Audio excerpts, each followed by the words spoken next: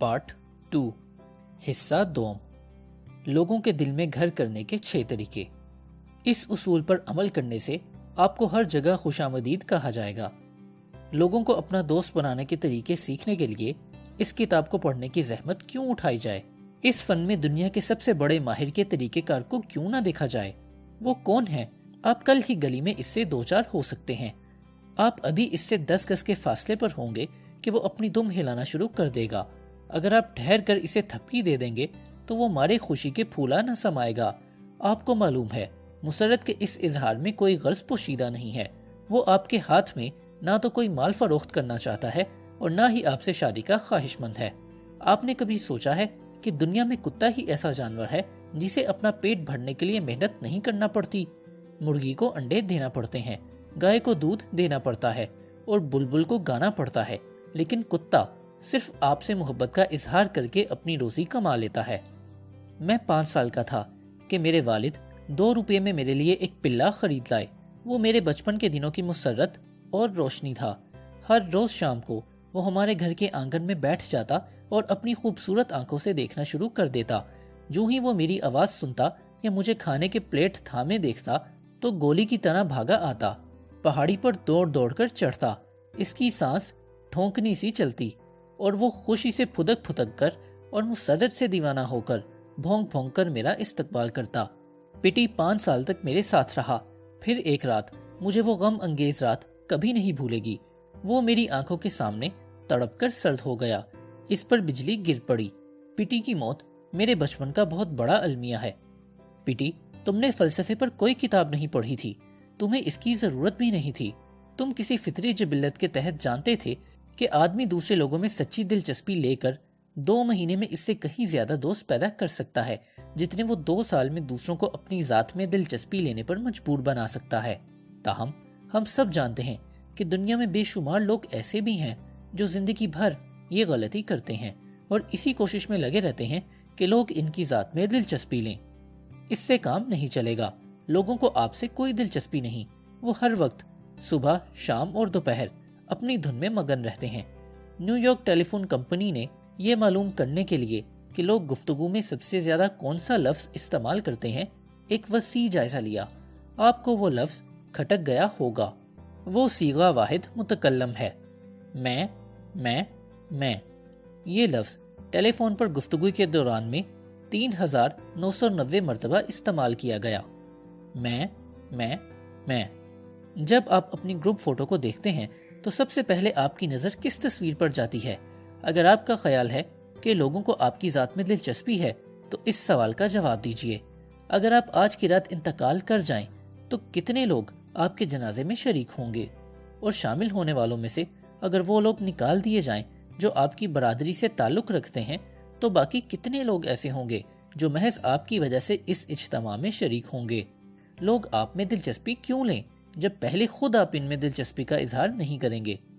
اگر ہم لوگوں کو متاثر کرنے کی کوشش میں لگے رہے اور ان کو متاثر کر بھی لیا تو اس طرح سچے اور مخلص دوست کم بنائے جا سکیں گے۔ حقیقی دوست اس طرح پیدا نہیں ہوتے۔ نپولین نے اس قسم کی کوشش کی اور اس نے جوزفین کے ساتھ اپنی آخری ملاقات میں کہا تھا، جوزفین، میں اتنا خوش قسمت تھا جتنا کہ کسی انسان کے لیے اس دنیا میں ممکن ہو سکتا ہے، لیکن اس وقت تم ہی ایسی ہستی ہو جس پر میں بھروسہ کر سکتا ہوں۔ اور مورخین کو اس میں بھی شک ہے کہ نپولین جوزفین پر بھی بھروسہ رکھ سکتا تھا۔ وینا کے مشہور ماہر نفسیات الفریڈ ایڈلر مرحوم نے ایک کتاب لکھی تھی جس کا نام ہے مقصد زندگی۔ وہ اس کتاب میں لکھتے ہیں، دنیا میں سب سے زیادہ مشکلات کا سامنا اس شخص کو کرنا پڑتا ہے اور دوسرے لوگوں کو بھی نقصان اسی شخص سے پہنچتا ہے جو اپنے بھائی بندوں میں کوئی دلچسپی نہیں لیتا۔ ایسے لوگ ہی بنی نوع انسان کی ناکامیوں کا سرچشمہ ہیں۔ ایک مرتبہ میں نیو یارک یونیورسٹی میں افسانہ نگاری کا امتحان پاس کرنے کے لیے داخل ہوا۔ کورس کے دوران رسالہ کولیر کے مدیر نے ایک لیکچر دیا۔ اس نے کہا کہ میں اپنی میز پر بکھری پڑی درجنوں کہانیوں میں سے کسی ایک کو اٹھا کر چند پیرے ہی پڑھ کر بتا سکتا ہوں کہ افسانہ نگار کو لوگوں سے واقعی محبت ہے یا نہیں۔ اس نے کہا، اگر مصنف لوگوں سے محبت نہیں کرے گا تو لوگ بھی اس سے محبت نہیں کریں گے۔ یہ پختہ کار مدیر اپنے لیکچر کے دوران میں 2 مرتبہ رکا اور معذرت چاہی کہ میں نے آپ لوگوں کو واز پلانا شروع کر دیا تھا۔ اس نے کہا، میں آپ سے وہی کچھ کہہ رہا ہوں جو ایک وائز کہتا ہے، لیکن یاد رکھیے اگر آپ کامیاب افسانہ نگار بننا چاہتے ہیں تو آپ کو لوگوں سے محبت کرنا پڑے گی۔ اگر فرضی کہانیوں کی تصنیف میں یہ بات درست ہے تو لوگوں سے ملتے جلتے وقت تو اس حقیقت کا کہیں زیادہ لحاظ رکھنا پڑے گا۔ ہارورڈ تھرسٹن آخری مرتبہ ایڈوے آیا تو میں نے ایک شام اس کی رہائش گاہ میں گزاری۔ یہ وہی تھرسٹن ہے جو جادوگروں کا بے تاج بادشاہ اور شودے بازوں کا سردار ہے۔ وہ 40 برس تک دنیا میں بار بار گھومتا رہا، لوگوں کو شعبدے دکھاتا رہا اور ورتائے حیرت میں ڈالتا پھرا۔ اس کا تماشا دیکھنے کے لیے 6 کروڑ سے زیادہ لوگوں نے ٹکٹ خریدا اور اس نے 8 کروڑ سے زیادہ کا نفع کمایا۔ میں نے تھرسٹن سے اس کی کامیابی کا راز پوچھا۔ اس کی کامیابی میں اس کی تعلیم کو کوئی دخل نہ تھا، کیونکہ وہ بچپن ہی میں گھر سے بھاگ آیا تھا۔ آوارہ پھرا، ریلوے کے سفری ہوٹل میں نوکری کی، گھاس پھوس میں سویا، در در بھیک مانگتا پھرا۔ ریلوے کی ملازمت کے دوران میں سفری ہوٹل سے باہر جھانک جھانک کر ریلوے لائن کے ارد گرد لگے ہوئے سائن بورڈوں کو دیکھ دیکھ کر پڑھنا سیکھا۔ کیا وہ بہت بڑا جادوگر تھا؟ نہیں، اس نے مجھے بتایا کہ شعبدہ بازی پر ہزاروں کتابیں لکھی گئی ہیں اور نہ 20 لوگ اس کے پاس کے شعبدہ باز ہیں، لیکن اس میں 2 خوبیاں ہیں جو کسی دوسرے شعبدہ گر میں نہیں۔ پہلی یہ کہ وہ اپنی شخصیت کو دوسروں پر طاری کرنے کی قابلیت رکھتا تھا۔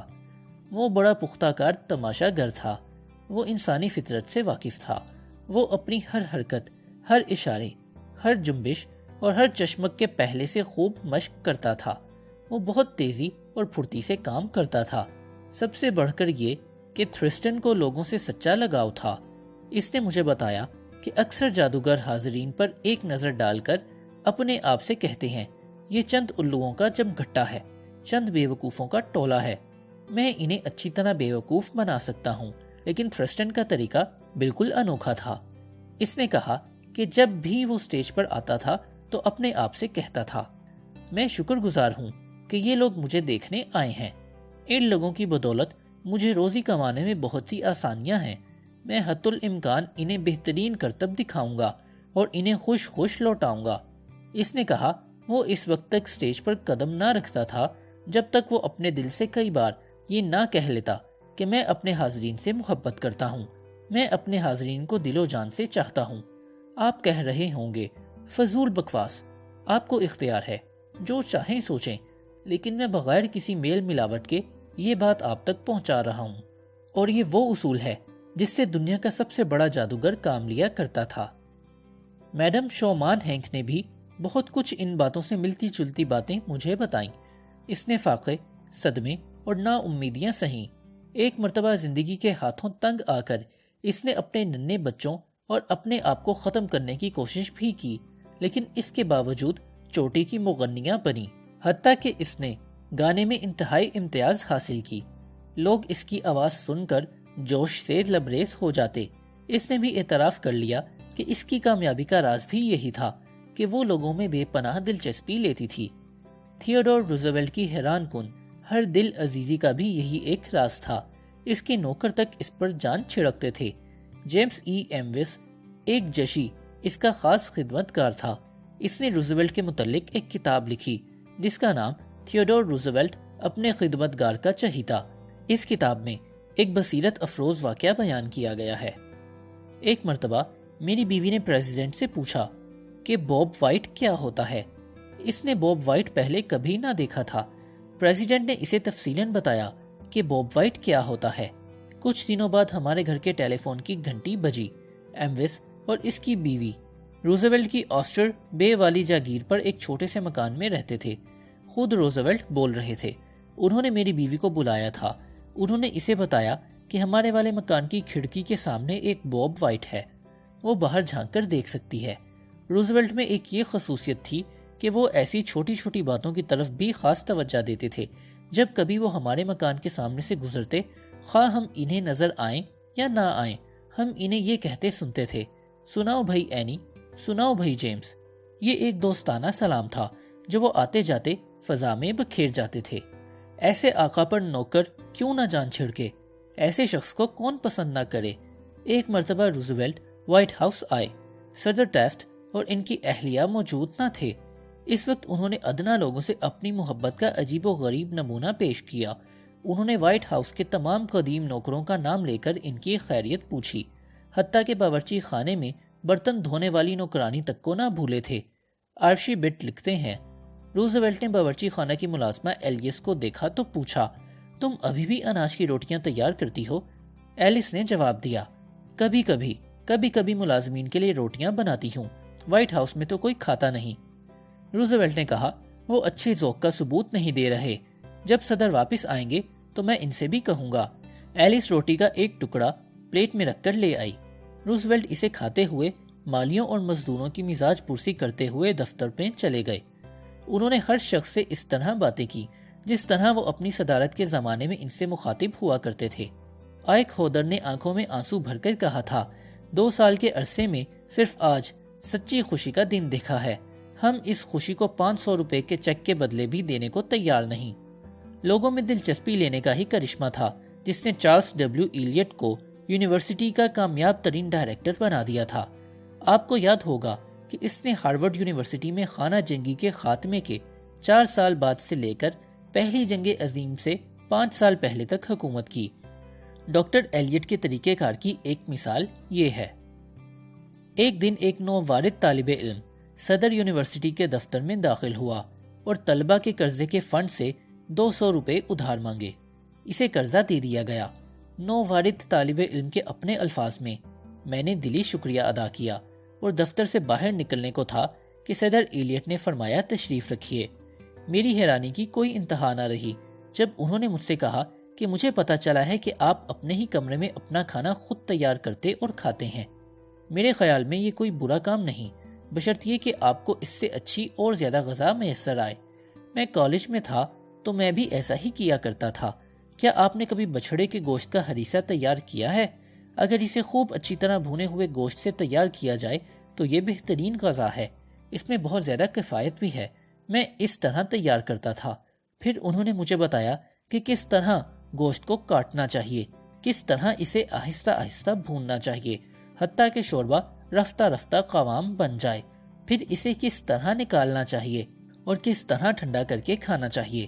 میں اپنے ذاتی تجربے کی بنا پر کہہ سکتا ہوں کہ ہم ملک کے بے حد مصروف اور بڑے سے بڑے آدمی کی توجہ، اس کا وقت اور تعاون حاصل کر سکتے ہیں، بشرط یہ کہ ہم اس پر اپنی دلی دلچسپی کے جذبے کا اظہار کرنے میں کامیاب ہو جائیں۔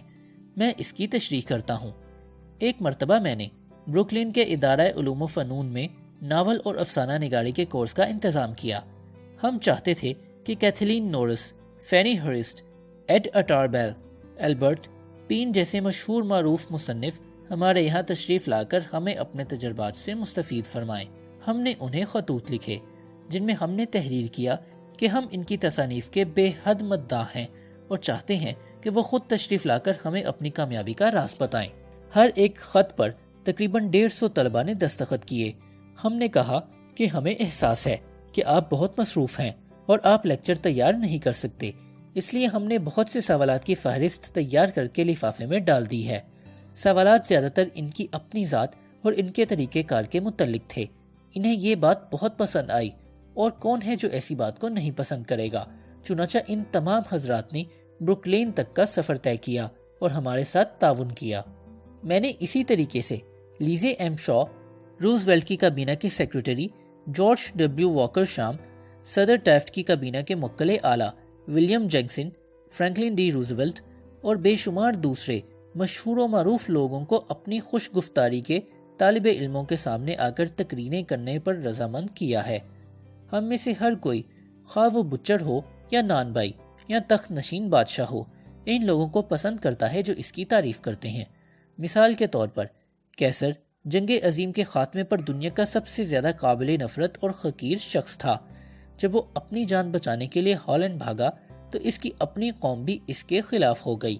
اس کے خلاف لوگوں میں نفرت کا جذبہ اتنا شدید ہو گیا تھا کہ کروڑوں اشخاص چاہتے تھے کہ اگر وہ مل جائے تو اس کے ٹکڑے ٹکڑے کر ڈالیں اور جلا کر راکھ کر دیں۔ اس نفرت اور حقارت کی بھڑکتی ہوئی آگ کے دوران میں ایک چھوٹے سے لڑکے نے کیسر کے نام ایک سادہ سا محبت اور تعریف سے بھرپور خط لکھا۔ اس لڑکے نے کہا، مجھے اس کی پرواہ نہیں کہ لوگ کیا خیال کرتے ہیں، میں قیصر کو اپنا شہنشاہ سمجھوں گا۔ اس خط کا قیصر پر بہت گہرا اثر ہوا۔ اس نے لڑکے کو ملنے کی دعوت دی۔ لڑکا اپنی والدہ کو لے کر قیصر کی خدمت میں حاضر ہوا۔ آپ حیران ہوں گے کہ قیصر نے اس عورت کے ساتھ شادی کر لی۔ اس چھوٹے سے لڑکے کو لوگوں کو متاثر کرنے اور دوست بنانے کے طریقوں پر کوئی کتاب پڑھنے کی ضرورت نہیں پڑی۔ اس میں یہ مہارت جبلی طور پر موجود تھی۔ اگر ہم دوست بنانا چاہتے ہیں تو ہمیں دوسرے لوگوں کی خدمت کے لیے ہر وقت تیار رہنا چاہیے، لیکن اس کے لیے وقت، ہمت، احسار اور عقل کی ضرورت ہے۔ ڈیوک آف ونسر جب پرنس آف ویلز تھے تو انہیں جنوبی امریکہ کا دورہ کرنا پڑا۔ اس سفر پر روانہ ہونے سے پہلے انہوں نے ہسپانوی زبان سیکھنے پر کئی مہینے صرف کیے تاکہ وہ ان لوگوں کی اپنی زبان میں بات چیت کر سکیں۔ جنوبی امریکہ والوں نے ایک ایسی بات کی بدولت ان سے پیار کرنا شروع کر دیا۔ میں نے کئی سال سے عادت بنا لی ہے کہ اپنے احباب کی سالگرہ کی تاریخ دریافت کر لیتا ہوں، لیکن کس طرح مجھے جوتش پر ذرا بھی ایمان نہیں۔ لیکن میں یہ بات یوں کرتا ہوں کہ کیا آپ کے خیال میں کسی شخص کی تاریخ پیدائش کا ستاروں سے کوئی خاص تعلق ہوتا ہے؟ باتوں باتوں میں اس سے ان کی تاریخ پیدائش پوچھ لیتا ہوں۔ مثال کے طور پر کوئی بتائے کہ 24 نومبر، تو میں اپنے ذہن میں کئی بار دہراتا ہوں 24 نومبر، 24 نومبر۔ جو ہی وہ صاحب اٹھ کر جاتے ہیں میں اس تاریخ کو اپنی ڈائری میں لکھ لیتا ہوں اور بعد میں ایک سالگرہ والی خاص نوٹ بک میں منتقل کر لیتا ہوں۔ ہر سال کے شروع میں ان تاریخوں کو اپنے پروگرام کیلنڈر میں درج کر لیتا ہوں۔ اس طرح وہ خود بخود میری نظر میں رہتی ہیں۔ جب کسی دوست کا یوم پیدائش آتا ہے تو میں اسے خط یا تار بھیجتا ہوں۔ اس کا کیا اثر ہوتا ہے؟ دنیا میں ایک میں ہی واحد شخص ہوں جو اس کی مسرت کو جانتا ہوں۔ اگر ہم لوگوں کو اپنا دوست بنانا چاہتے ہیں تو ہمیں نہایت زندہ دلی اور جوش و خروش سے ان کی مزاج پرسی کرنی چاہیے۔ اگر کوئی صاحب ٹیلی فون پر آپ سے مخاطب ہو تو اس وقت بھی ایسا نہ کہیے، کچھ اس لب و لہجے سے ہیلو کہیے کہ دوسرے شخص کو محسوس ہو کہ آپ اس کے بلانے سے بہت خوش ہوئے۔ نیو یارک ٹیلی فون کمپنی اپنے آپریٹروں کی تربیت کے لیے ایک سکول چلا رہی ہے اور انہیں اس لہجے میں بولنا سکھاتی ہے کہ معلوم ہو کہ مجھے آپ کی خدمت کرنے میں بہت خوشی محسوس ہوگی۔ آپ بھی اب ٹیلی فون پر کسی سے بات کریں تو اس بات کو یاد رکھیں۔ کیا یہ فلسفہ تجارت میں بھی کام دیتا ہے؟ یقیناً میں 20 مثالیں دے سکتا تھا، لیکن میرے پاس صرف 2 مثالیں پیش کرنے کا وقت ہے۔ شہر نیو یارک کے ایک بہت بڑے بینک کے مینیجر چارلز والٹر کو کسی کارپوریشن سے متعلقہ کوئی خفیہ رپورٹ تیار کرنا تھی۔ ان کے علم میں صرف ایک ہی ایسا شخص تھا جس سے وہ اپنی ضرورت کے مطابق اطلاعات حاصل کر سکتے تھے۔ وہ شخص ایک بہت بڑی صنعتی کمپنی کا صدر تھا۔ مسٹر والٹرس اس سے ملنے گئے۔ جب وہ صدر کے کمرے میں داخل ہوئے تو اچانک ایک نوجوان خاتون ایک دروازے سے سر نکال کر بولی، میرے پاس آپ کے لیے آج کوئی ٹکٹ نہیں ہے۔ صدر نے مسٹر والٹرس سے کہا، میں اپنے 12 سالہ بچے کے لیے ٹکٹ اکٹھے کر رہا ہوں۔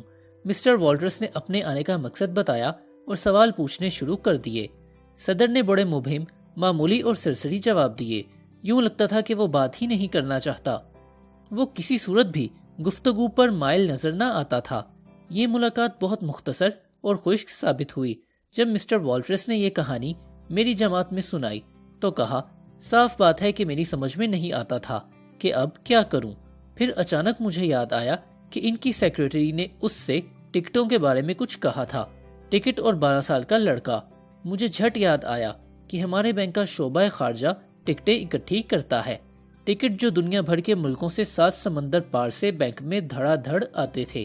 اگلے دن میں پھر انہی صاحب سے ملنے گیا اور اندر پیغام بھجوایا کہ میں ان کے بچے کے لیے کچھ ٹکٹ لایا ہوں۔ کیا میرا گرم جوشی سے استقبال ہوا؟ ہاں، اگر وہ صاحب کانگریس کی ممبری کے لیے بھی کھڑے ہوتے تو انہوں نے مجھ سے اتنی ہی گرم جوشی کے ساتھ مصافحہ نہ کیا ہوتا۔ وہ پرمسرت مسکراہٹ سے تمتما رہے تھے۔ ہر ٹکٹ کو دیکھ کر کہہ رہے تھے، میرے جارج کو یہ بہت پسند آئے گا۔ اسے تو دیکھو، یہ تو سچ مچ خزانہ ہے، خزانہ۔ ہم نے آدھا گھنٹہ ٹکٹوں کے بارے میں بات چیت کرنے اور ان کے لڑکے کی تصویر دیکھنے میں صرف کیا۔ اس کے بعد انہوں نے 1 گھنٹے سے زیادہ وقت مجھے ہر مطلوبہ اطلاع پہنچانے میں صرف کیا۔ کیا میں چاہتا تھا؟ کیا وہ سب کچھ میرے پوچھے بغیر ہی بیان کر دیں؟ جو کچھ انہیں معلوم تھا وہ سب انہوں نے مجھے بتا دیا۔ پھر اپنے ماتحتوں کو بلایا اور ان سے باتیں دریافت کیں۔ اپنے بعض رفقائے کار کو ٹیلی فون کیے۔ انہوں نے اعداد و شمار رپورٹوں اور خط و کتابت سے میری جھولی بھر دی۔ اخبار نویسوں کی اصطلاح میں میرے ہاتھ میں کڑچی تھی۔ اب دوسری مثال لیجئے۔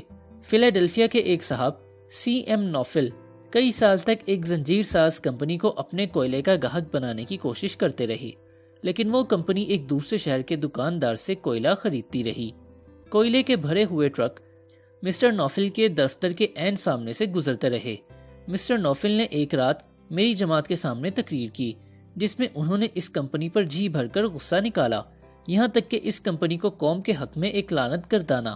اپنے اس رویے کے باوجود وہ حیران تھے کہ وہ اپنا کوئلہ اس کمپنی کے ہاتھ کیوں نہ بیچ سکے۔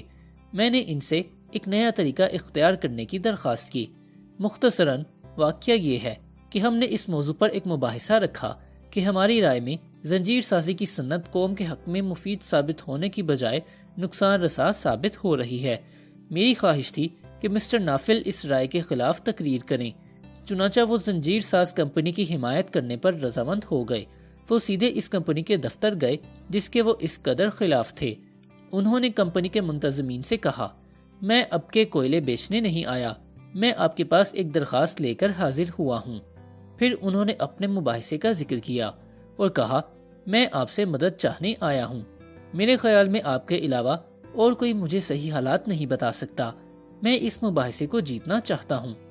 آپ جو بھی میری مدد فرمائیں گے میں اس کے لیے آپ کا بہت شکر گزار ہوں گا۔ باقی ماندہ کہانی مسٹر نوفل کی زبانی یہ ہے۔ میں نے کمپنی کے مینیجر سے بات چیت کے لیے صرف 1 منٹ مانگا تھا۔ وہ اسی شرط پر مجھ سے ملنے کے لیے رضامند ہوا تھا۔ جب میں اپنی بات ختم کر چکا تو اس نے کرسی کی طرف اشارہ کیا۔ میں بیٹھ گیا تو وہ مجھ سے ٹھیک 1 گھنٹہ 47 منٹ تک گفتگو کرتا رہا۔ اس نے ایک اور منتظم کو بلایا۔ اس نے زنجیر سازی پر ایک کتاب لکھی تھی۔ اس نے قومی زنجیر ساز انجمن کے نام رکا لکھ کر اس موضوع پر ایک مباحثے کی نقل مجھے منگوا دی۔ اس کے خیال میں زنجیر سازی کی صنعت سچ مچ بنی نوع انسان کی بڑی خدمت کر رہی ہے۔ اسے اس بات پر فخر تھا کہ وہ سینکڑوں قومیتوں کی خدمت کر رہا ہے۔ بات کرتے وقت اس کی آنکھیں چمک چمک اٹھتی تھیں، اور مجھے اعتراف ہے کہ اس نے مجھے ایسی باتیں بتائیں جن کا اس سے پہلے مجھے مطلق علم نہ تھا۔ اس نے میرا نقطہ نظر ہی بدل دیا۔ جب میں رخصت ہوا تو وہ مجھے دروازے تک چھوڑنے آیا، اپنا بازو میرے کندھے پر رکھا، بحث میں میری کامیابی کی دعا کی اور مجھ سے درخواست کی کہ میں واپسی پر اسے بتا کر جاؤں کہ میں کہاں تک کامیاب رہا۔ اس کے آخری الفاظ جو اس نے مجھ سے کہے یہ تھے، آپ موسم بہار میں مجھ سے ملیے، میں آپ کو کوئلے کی خریداری کا آرڈر دوں گا۔ میرے لیے یہ واقعہ معجزے سے کم نہ تھا۔ وہ میری درخواست کے بغیر ہی میرا خریدار بن رہا تھا۔ محض 2 گھنٹے کے عرصے میں اس کے مسائل میں دلچسپی کا اظہار کرنے پر مجھے اتنی بڑی کامیابی ہوئی تھی۔ اگر میں 10 سال تک بھی اسے مجھ میں دلچسپی لینے کی ترغیب دلاتا رہتا اور کوئلے کا خریدار بنانے کی کوشش کرتا رہتا تو بھی اتنی شاندار کامیابی حاصل نہ کر سکتا۔ مسٹر نوفل نے یہ حقیقت تو اب پائی تھی، حالانکہ حضرت یسوع مسیح کی پیدائش سے 100 سال پہلے ایک رومی شاعر پیل لیوی سائرس کہہ چکا ہے، ہم انہی لوگوں کو پسند کرتے ہیں جو ہمیں پسند کریں۔ چنانچہ اگر آپ لوگوں کے دل میں گھر کرنا چاہتے ہیں تو اس کا پہلا اصول یہ ہے کہ دوسرے لوگوں میں سچے دل سے دلچسپی لیجیے۔ اثر انگیزی کا آسان طریقہ۔ مجھے حال ہی میں نیو یارک کی ایک دعوت عشایہ میں شامل ہونے کا اتفاق ہوا۔ ایک خاتون جنہیں وراثت میں کافی سرمایہ ملا تھا، ہر کسی پر خوشگوار اثر ڈالنے کے لیے بےتاب نظر آتی تھیں۔ انہوں نے اپنے لباس، جواہرات اور موتیوں پر خوب دل کھول کر خرچ کیا تھا، لیکن انہوں نے اپنے چہرے کی بالکل خبر نہ لی تھی۔ اس سے خود غرضی اور تلخی واضح تھی۔ یہ بات ہر کوئی جانتا ہے، لیکن انہیں اس بات کی خبر ہی نہیں تھی کہ عورت کے چہرے کا تاثر اس کی پوشاک سے زیادہ اہم ہوتا ہے۔ چارلز شواب نے مجھے بتایا کہ اس کی مسکراہٹ $10 لاکھ سے بھی زیادہ قیمتی ہے۔ اس میں کوئی شک نہیں، کیونکہ اس کی شخصیت، اس کی دلکشی، لوگوں کے دل میں گھر کرنے کی صلاحیت ہی اس کی غیر معمولی کامیابی کے اسباب تھے۔ اس کی شخصیت میں سب سے زیادہ خوشکن عنصر اس کی دل موہ لینے والی مسکراہٹ تھی۔ ایک شام میں مشہور شخصیت مورلس شوالیر سے ملا، اور سچی بات ہے کہ مجھے اس سے مل کر بہت مایوسی ہوئی۔ وہ بہت افسردہ، کم گو اور خشک سا شخص تھا۔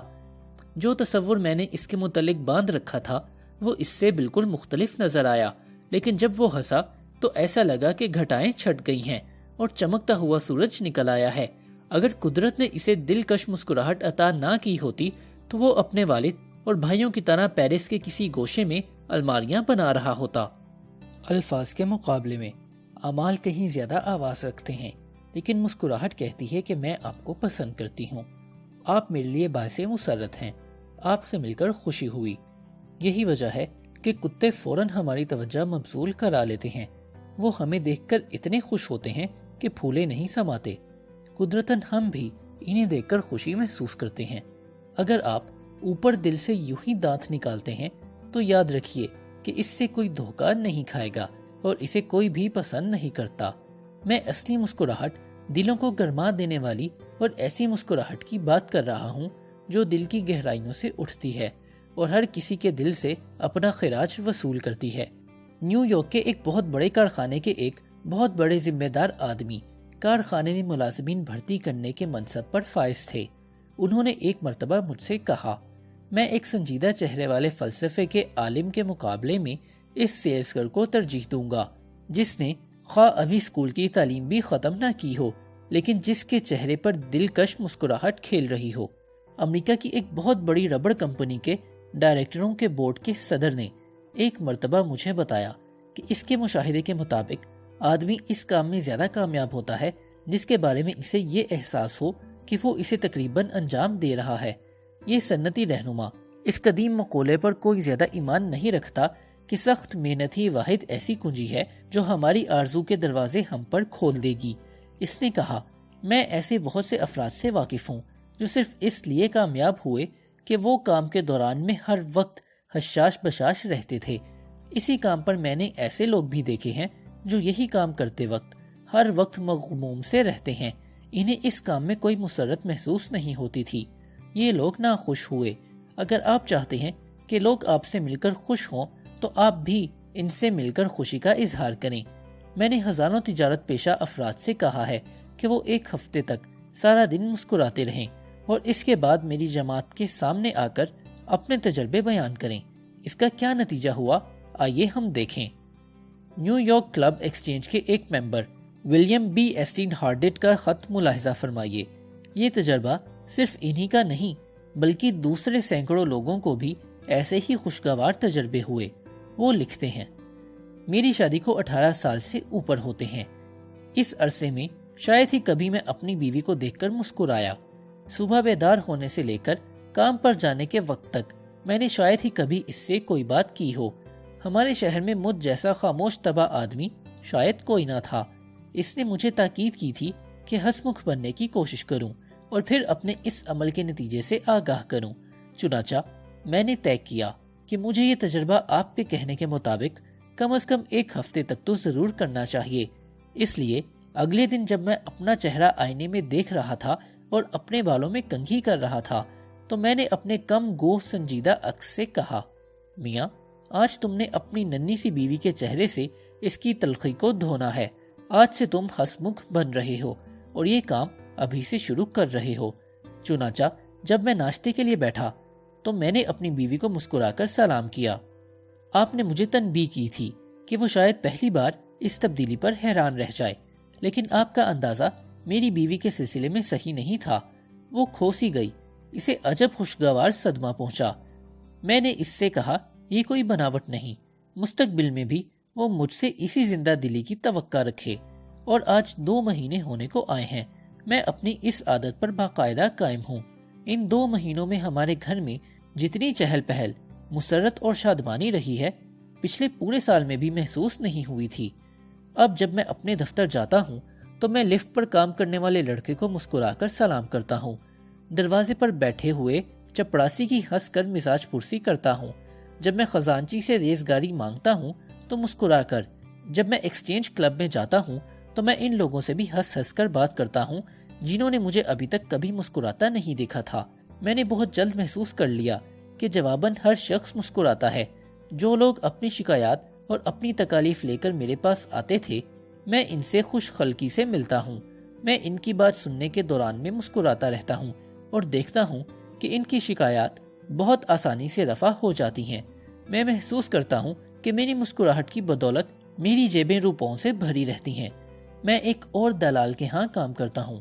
اس کا ایک کلرک بڑا پیارا سا لڑکا ہے۔ میں اپنے بدلے ہوئے رویے پر اتنا نازا تھا کہ میں نے چند دن ہوئے اسے انسانی تعلقات کا یہ نیا فلسفہ بتایا۔ اس نے کہا کہ جب وہ پہلی بار میرے ساتھ حساب کتاب کرنے آیا تھا تو اس نے محسوس کیا تھا کہ میں بہت کم گو اور خشک انسان ہوں، اور ابھی ابھی اس نے میرے بارے میں اپنا خیال بدل ڈالا ہے۔ اس نے کہا جب میں مسکراتا ہوں تو سچ مچ کا انسان لگتا ہوں۔ میں نے اپنی نکتہ چینی اور تنقید کی عادت بھی ختم کر دی ہے۔ اب میں عیب جوئی کی بجائے لوگوں کی تعریف و تحسین کرتا ہوں۔ میں نے اپنی ضرورتوں کا ذکر کرنا چھوڑ دیا ہے۔ اب میں دوسروں کے نقطہ نظر کو سمجھنے کی کوشش کرتا ہوں، اور ان تبدیلیوں نے میری زندگی میں ایک قسم کا انقلاب پیدا کر دیا ہے۔ اب میں بالکل مختلف آدمی ہوں، ایک شادمان، امیر، دوستی اور مسرت سے مالا مال، اور یہی چیزیں ہیں جن کی زندگی میں قدر و قیمت سمجھنی چاہیے۔ یاد رکھیے کہ یہ خط ایک ماہر کا ہے جو نیو یارک کلب ایکسچینج میں کمپنی کے حصوں کی خرید و فروخت پر گزر اوقات کرتا ہے، اور یہ کام اتنا مشکل ہے کہ 100 میں سے 99 آدمی اس کام میں ناکام رہتے ہیں۔ آپ مسکرا نہیں سکتے تو کیا کر سکتے ہیں؟ دیکھیے، 2 کام کیجئے۔ پہلا یہ کہ اپنے آپ کو مسکرانے پر مجبور کیجئے۔ جب آپ اکیلے ہوں تو اپنے آپ کو سیٹی بجانے یا گنگنانے پر مجبور کیجئے۔ آپ محسوس کیجئے کہ آپ پہلے ہی سے خوش ہیں۔ اس طرح آپ سچ مچ خوش و خرم ہو جائیں گے۔ علم نفسیات کے بہت بڑے استاد ولیم جیمز فرماتے ہیں، محسوس ایسا ہوتا ہے کہ ہمارا فعل ہماری احساس کی پیروی کرتا ہے، لیکن حقیقت یہ ہے کہ فعل اور احساس ساتھ ساتھ چلتے ہیں۔ اگر ہم اپنے فعل میں احساس پیدا کر لیں، کیونکہ یہ قوت ارادی کے زیادہ ماتحت ہیں، تو ہم بالواسطہ اپنے احساس کو بدل سکتے ہیں۔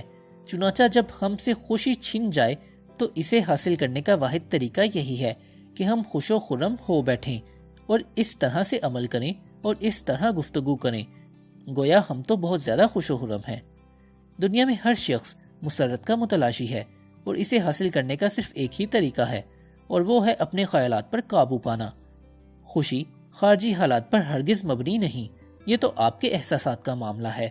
آپ کی خوشی یا ناخوشی کا انحصار اس بات پر نہیں کہ آپ کے پاس کیا کچھ ہے، یا آپ کون ہیں، یا آپ کہاں ہیں، یا آپ کیا کر رہے ہیں، بلکہ اس بات پر ہے کہ آپ کیا سوچ رہے ہیں۔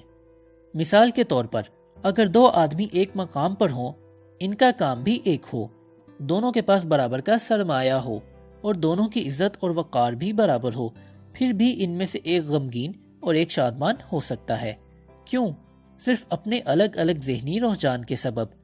میں نے چین کے قلیوں میں جو 7 سینٹ یومیہ کی اجرت پر چین کی چلچلاتی دھوپ میں لہو پسینہ ایک کرتے ہیں، اتنے ہی حشاش بشاش چہرے دیکھے ہیں جتنے کہ پارک ایونیو کی خوشحال ترین آبادی میں۔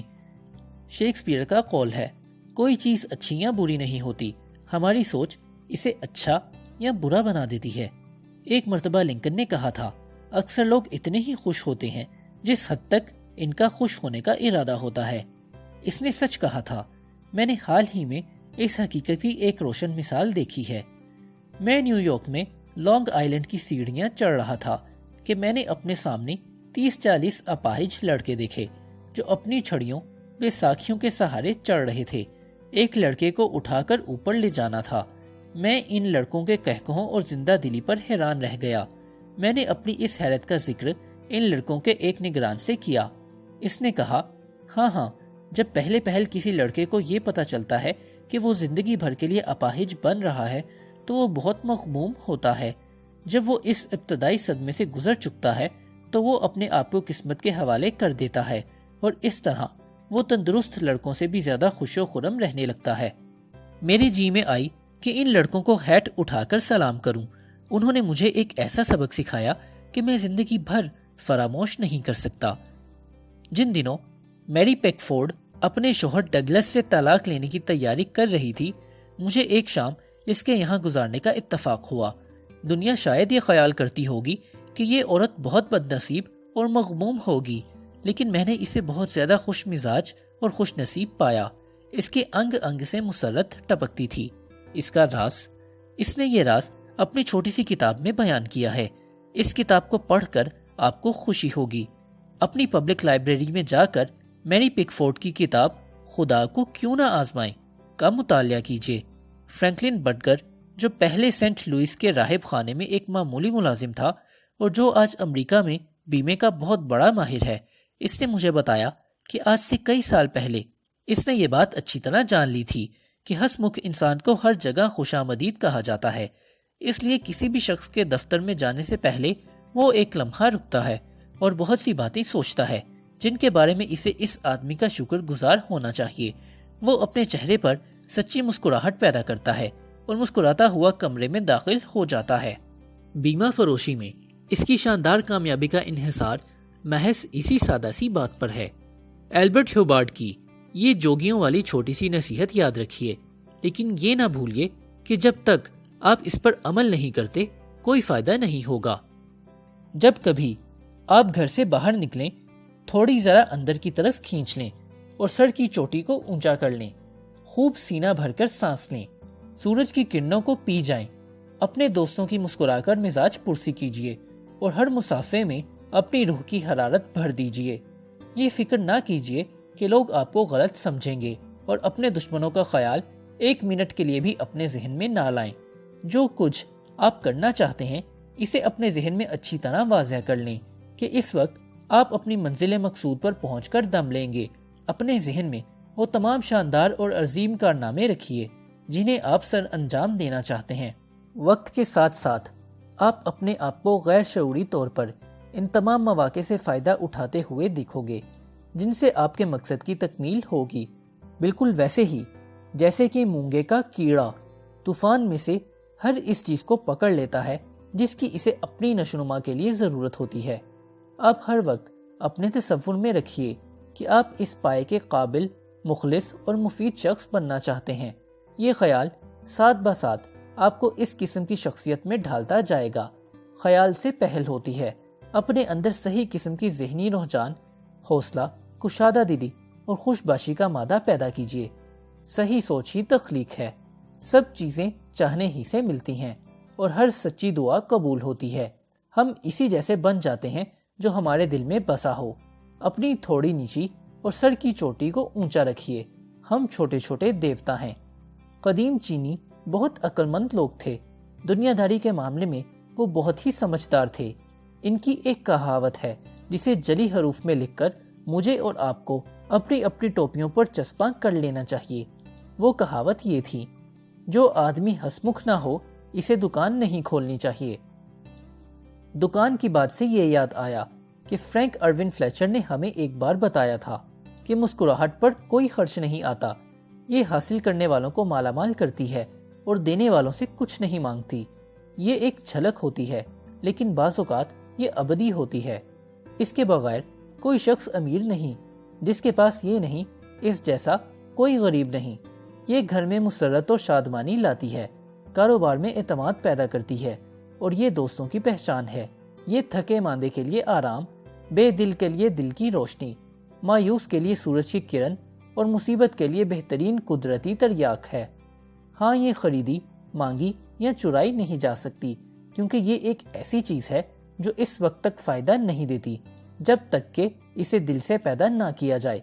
اگر تہوار کی خرید و فروخت کی گہما گہمی اور بھیڑ بھڑکے میں کوئی دکاندار مجبوراً آپ سے ہنس کر پیش نہ آ سکے تو کیا آپ اسے اپنی ہنسی عنایت کریں گے؟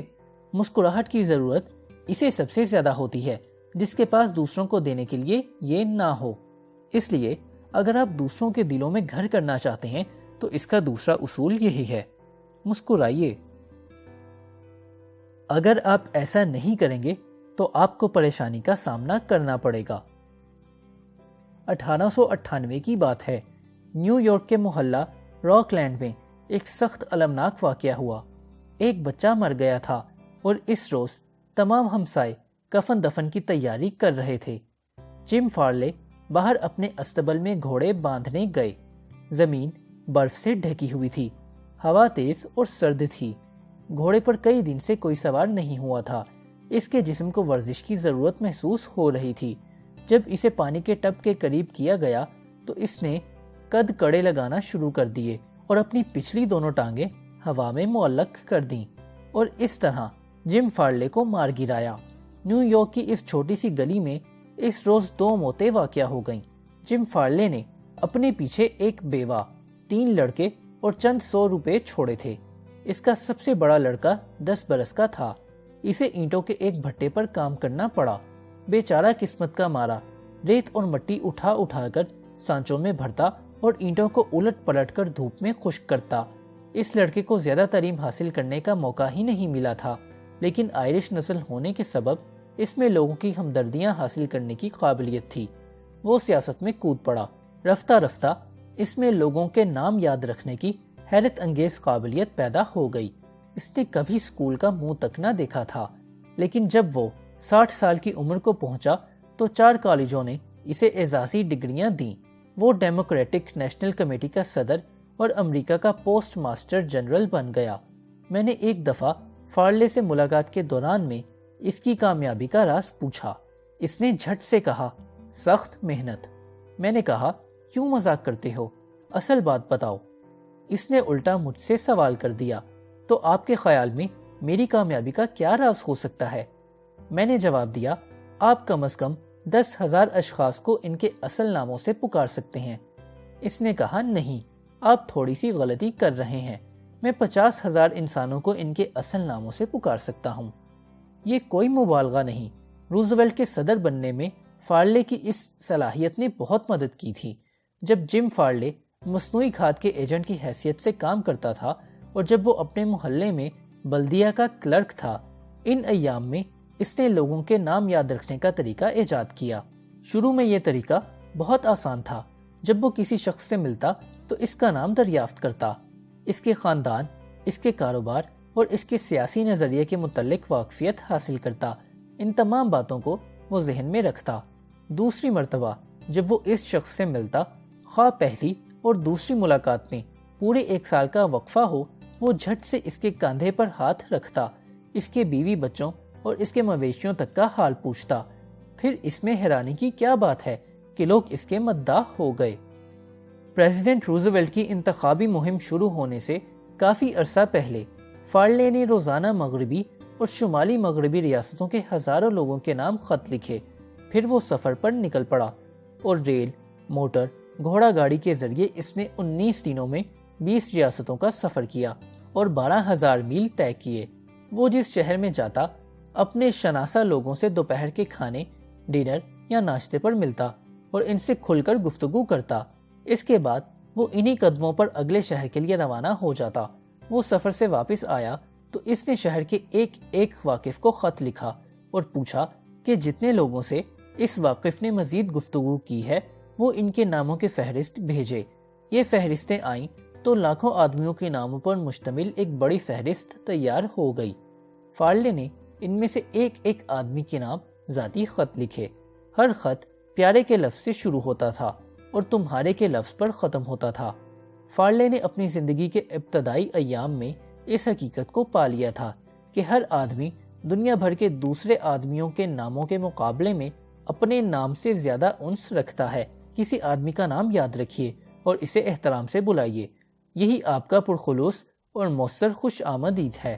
آپ اگر اس کے نام کو بھول جائیں یا غلط لکھیں یا بولیں تو سمجھیے کہ آپ نے اپنے آپ کو بہت بڑا نقصان پہنچایا ہے۔ مثال کے طور پر، ایک مرتبہ میں نے خطاب عامہ کے موقع پر پیرس میں ایک لیکچر دیا۔ میں نے شہر میں بسنے والے تمام امریکیوں کے نام بے شمار خطوط لکھے۔ ٹائپسٹ فرانسیسی تھے، انگریزی کے اتنے ماہر نہ تھے۔ قدرتاً انہوں نے ناموں کے ہجوں میں بہت غلطیاں کیں۔ پیرس میں ایک امریکی بینک کے مینیجر نے میرے نام ایک غصے اور حقارت سے بھرپور خط لکھا کہ اس کا نام غلط تحریر ہوا ہے۔ لیکن اینڈریو کارنیگی کی کامیابی کا کیا راز تھا؟ اس کو فولاد سازی کا بادشاہ کہتے ہیں، لیکن اس کا مبلغ علم یہ تھا کہ اسے فولاد سازی کے متعلق معمولی سی بھی واقفیت نہ تھی۔ اس کے ماتحت ایسے کاریگر کام کر رہے تھے جو اس سے کہیں زیادہ صنعت کے ماہر تھے، لیکن اینڈریو کارنیگی کو لوگوں سے میل جول کا طریقہ آتا تھا۔ صرف اسی وجہ سے وہ اتنا بڑا سرمایہ دار بن گیا۔ بچپن ہی سے اس میں تنظیم، قیادت کی صنعت جھلکتی تھی۔ وہ 10 سال ہی کا تھا کہ اس نے اس راز کو پا لیا کہ لوگ اپنے ناموں کو بہت اہمیت دیتے ہیں۔ وہ اس دریافت کو لوگوں کا تعاون حاصل کرنے کے لیے کام میں لایا۔ وضاحت کے لیے ایک مثال لیجئے، وہ اسکاٹ لینڈ میں بچپن کے دن گزار رہا تھا کہ اس نے ایک دن ایک خرگوش پکڑا۔ جلد ہی اس کا گھر ننھے ننھے خرگوشوں سے بھر گیا، لیکن انہیں کھلانے کے لیے اس کے پاس کچھ نہ تھا۔ اچانک اس کے ذہن میں ایک عجیب خیال پیدا ہوا۔ اس نے گلی کے لڑکوں کو اکٹھا کر لیا اور کہا، دیکھو، اگر تم ان خرگوشوں کے لیے باہر سے گھاس اور پتے توڑ کر لاؤ گے تو میں ان کے نام تمہارے ناموں پر رکھ دوں گا۔ یہ ترکیب ایک جادو ثابت ہوئی اور کارنیگی نے اس تجربے کو کبھی فراموش نہیں کیا۔ اس نے اس فلسفے کو تجارتی کاروبار میں استعمال کر کے کروڑوں کمائے۔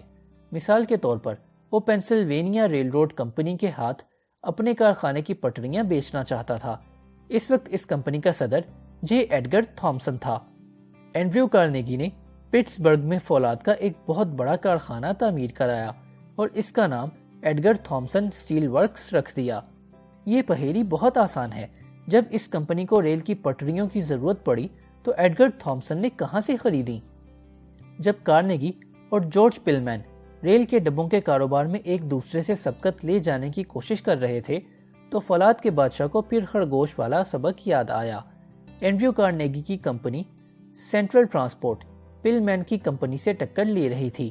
دونوں اس کوشش میں تھے کہ پیسیفک ریلوے کے لیے ڈبوں کی ساخت کا کام حاصل کر لیں۔ وہ ایک دوسرے کو چڑھا رہے تھے، قیمتیں گھٹا رہے تھے اور منافع سے بے پرواہ ہو گئے تھے۔ دونوں نیو یارک میں بورڈ کے ڈائریکٹروں سے ملنے گئے۔ ایک شام دونوں سینٹ نکلس ہوٹل میں پہنچے۔ کارنیگی نے کہا، تسلیم مسٹر پلمین، کیا آپ کے خیال میں ہم دونوں اپنے آپ کو بے وقوف نہیں بنا رہے؟ پلمین نے کہا، کیا مطلب؟ کارنیگی نے جھٹ اپنے من کی بات کہہ دی کہ ہم دونوں کیوں نہ مل جل کر کاروبار کریں۔ اس نے بڑے شاندار الفاظ میں اس طرح کام کرنے کے فوائد بیان کیے اور ایک دوسرے کی مخالفت کرنے کے نقصانات گنوائے۔ پلمین غور سے سنتا گیا، لیکن وہ اپنے آپ کو پوری طرح آمادہ نہ کر سکا۔ بالآخر اس نے پوچھا، نئی کمپنی کا نام کیا رکھا جائے گا؟ کارنیگی نے فوراً جواب دیا، بلا شبہ اس کا نام تو آپ ہی کے نام پر رکھا جائے گا۔ پلمین کا چہرہ تمتما اٹھا۔ اس نے کہا، آئیے میرے کمرے میں چلیں اور اس پر بات چیت کریں، اور یہ بات چیت صنعتی تاریخ کا سنگ میل ہے۔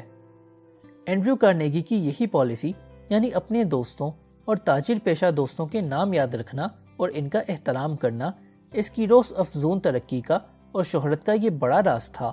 وہ اس بات پر نازا تھا کہ وہ اپنے اکثر مزدوروں کے نام جانتا ہے، اور اسے فخر تھا کہ جب وہ اپنے فولاد سازی کے کارخانے کا خود انچارج تھا تو وہاں ایک بھی ہڑتال نہیں ہوئی تھی۔ پیڈریوسکی اپنے جشی شوفر کو ہمیشہ مسٹر کوپر کہہ کر بلاتا تھا اور اس طرح اس کے جذبہ خودی کو ابھارتا۔ پیڈریوسکی 15 مرتبہ امریکہ کے ایک ساحل سے دوسرے ساحل تک ہزاروں پرجوش شائقین کے سامنے ساز بجانے کے لیے گیا۔ ہر مرتبہ اس نے اپنی ذاتی کار میں سفر کیا اور وہی شوفر آدھی رات کے وقت اس کے فارغ ہونے پر اس کا کھانا تیار رکھتا تھا۔ پیڈریوسکی نے کبھی اپنے شوفر کو عام امریکی رواج کے مطابق جارج کہہ کر نہیں بلایا، بلکہ وہ اسے ہمیشہ مسٹر کوپر کہہ کر بلاتا تھا، اور مسٹر کوپر اس بات پر یقیناً اس کا احسان مند تھا۔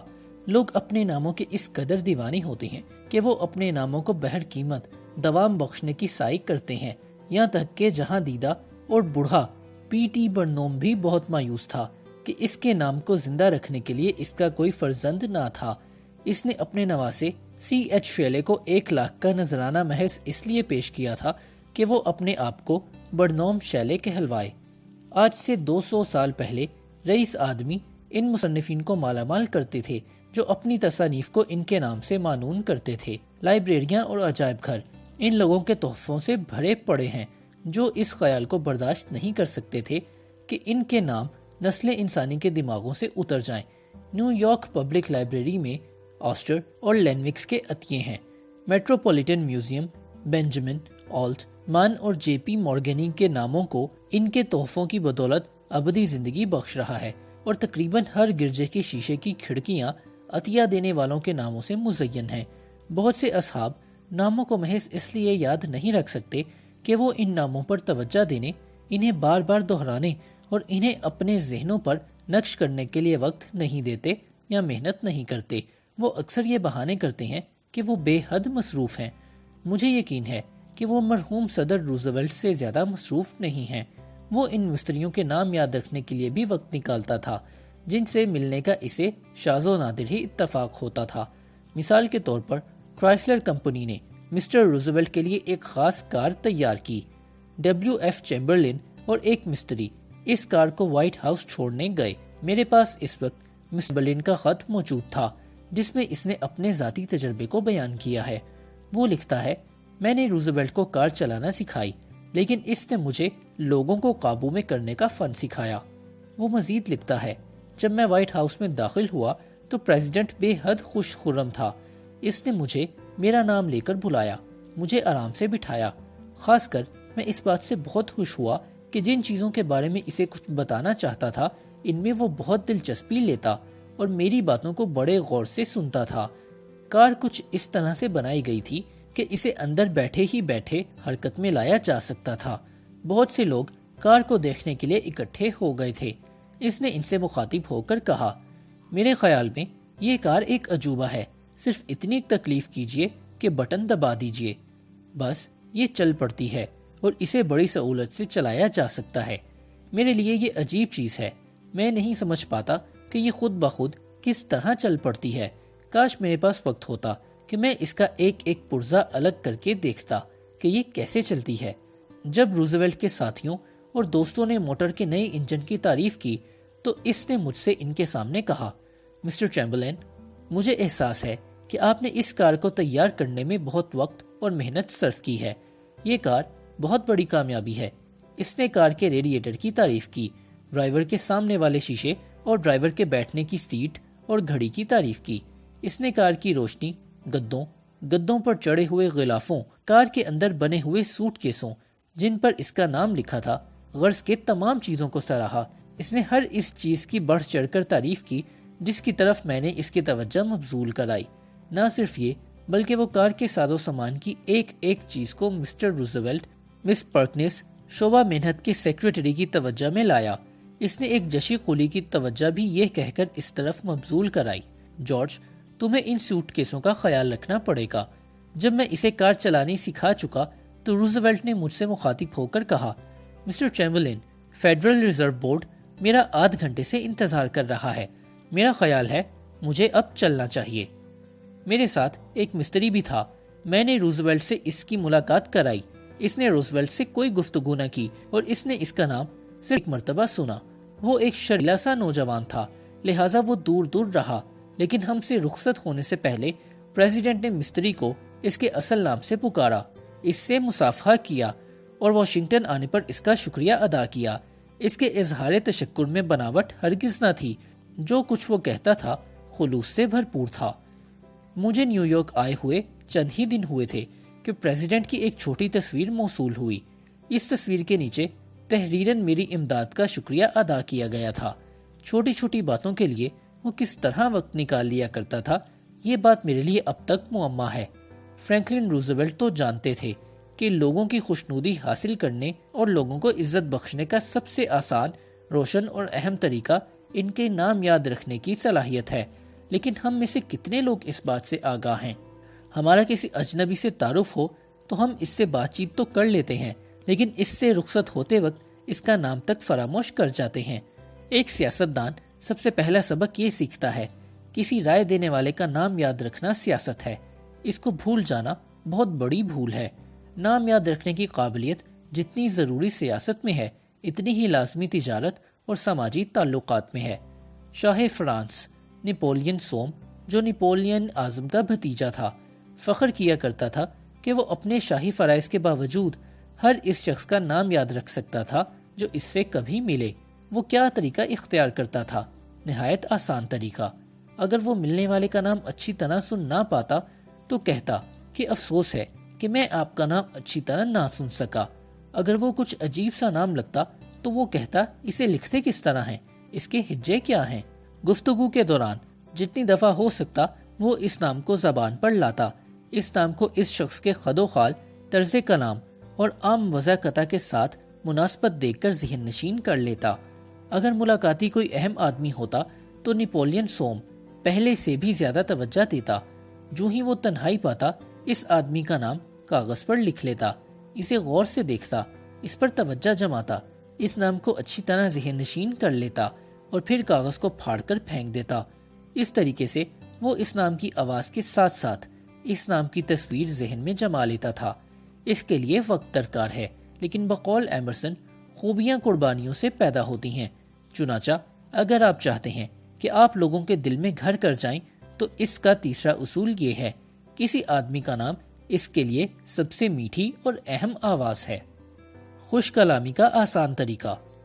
مجھے حال ہی میں ایک برج پارٹی میں مدعو کیا گیا۔ ویسے میں برج تاش نہیں کھیلتا۔ اس پارٹی میں ایک خوبصورت عورت بھی موجود تھی جو میری ہی طرح برج نہیں کھیلتی تھی۔ اسے کسی طرح معلوم ہو گیا کہ جب لاول تھامس ریڈیو میں ملازم نہیں ہوا تھا تو میں اس کا مینیجر ہوتا تھا، اور میں نے اس کی ان تقریروں کی تیاری میں اس کی بہت مدد کی تھی جو وہ ریڈیو پر نشر کر رہا تھا۔ چنانچہ اس نے مجھ سے کہا، مسٹر کارنیگی، میں چاہتی ہوں کہ آپ مجھے ان عجیب و غریب مقامات اور نظاروں کا کچھ حال سنائیں جو آپ نے دیکھے ہیں۔ ہم صوفے پر بیٹھ گئے تو اس نے بتایا کہ وہ اور اس کا خاوند ابھی ابھی افریقہ کے سفر سے واپس آئے ہیں۔ افریقہ؟ میں نے چونک کر کہا، کتنا دلچسپ ملک ہے۔ میری عرصے سے یہ خواہش رہی ہے کہ افریقہ کی اچھی طرح سیر کروں، لیکن ایک مرتبہ الجیریا میں 24 گھنٹے کے قیام کے علاوہ مجھے وہاں جانے کا موقع ہی نہیں ملا۔ مجھے بتائیے، کیا آپ نے افریقہ کے وہ جنگل دیکھے ہیں جہاں شکار کی بھرمار ہے؟ اچھا، آپ کتنی خوش نصیب ہیں، مجھے آپ پر رشک آتا ہے۔ مجھے افریقہ کا حال آپ ضرور سنائیں۔ میرے یہ چند الفاظ پون گھنٹے کے لیے میرے کام آئے۔ اس نے دوبارہ مجھ سے سوال نہیں کیا کہ میں کہاں گیا تھا اور میں نے کیا کچھ دیکھا تھا۔ وہ میری سیاحت کا حال سننا نہیں چاہتی تھی۔ اسے تو کسی ایسے شخص کی ضرورت تھی جو اس کی باتوں کو کان لگا کر سنے، تاکہ وہ فخر سے پھول جائے اور اسے بتائے کہ وہ کہاں کہاں سے گھوم پھر کر آئی ہے۔ کیا اس کا یہ فعل خلاف معمول تھا؟ ہرگز نہیں۔ اکثر لوگ ایسے ہی ہوتے ہیں۔ مثال کے طور پر مجھے حال ہی میں ایک ڈنر پارٹی میں ایک مشہور ماہر نباتات سے ملنے کا اتفاق ہوا۔ یہ پارٹی نیو یارک کے ایک مشہور ناشر JW گرین برگ نے دی تھی۔ میں نے اس سے پہلے کسی ماہر نباتیات سے کبھی گفتگو نہیں کی تھی، اس لیے اس نے فوراً میری توجہ اپنی طرف کھینچ لی۔ میں اپنی کرسی پر آگے ہو کر بیٹھ گیا اور اس کی باتیں سننے لگا۔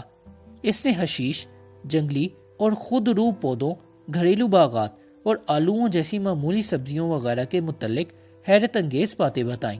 چونکہ میرے یہاں ایک چھوٹا سا باغیچہ تھا، اس لیے میں نے اس سے کئی سوالات کیے اور اس نے میری بہت سی مشکلوں کا حل بتایا۔ جیسا کہ میں نے عرض کیا، ہم ایک ڈنر پارٹی میں مدعو تھے۔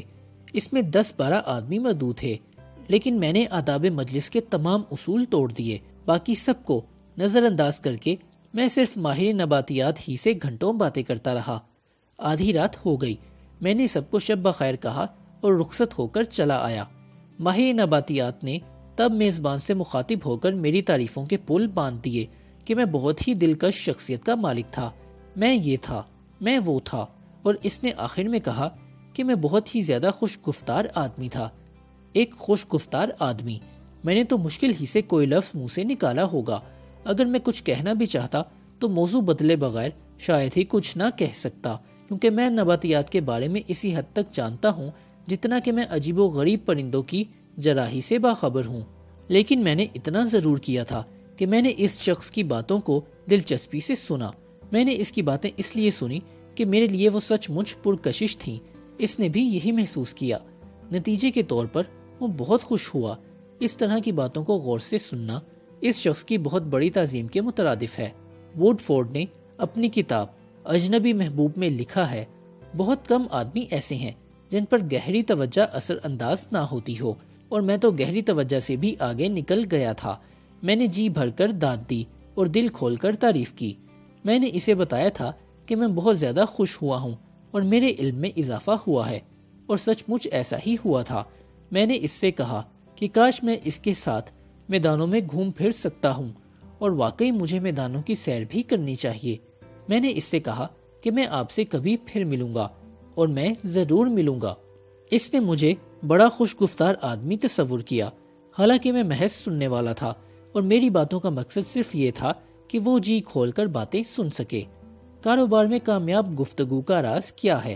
ایک مشہور عالم چارلس ڈبلیو ایلیٹ کے خیال میں کامیاب کاروباری گفتگو کا کوئی خاص راز نہیں۔ جو آدمی آپ سے بات کر رہا ہے اس کی بات پر پوری توجہ دینا بہت ضروری ہے، اس سے بڑی خوشامد کوئی نہیں۔ یہ بات بالکل صاف ہے۔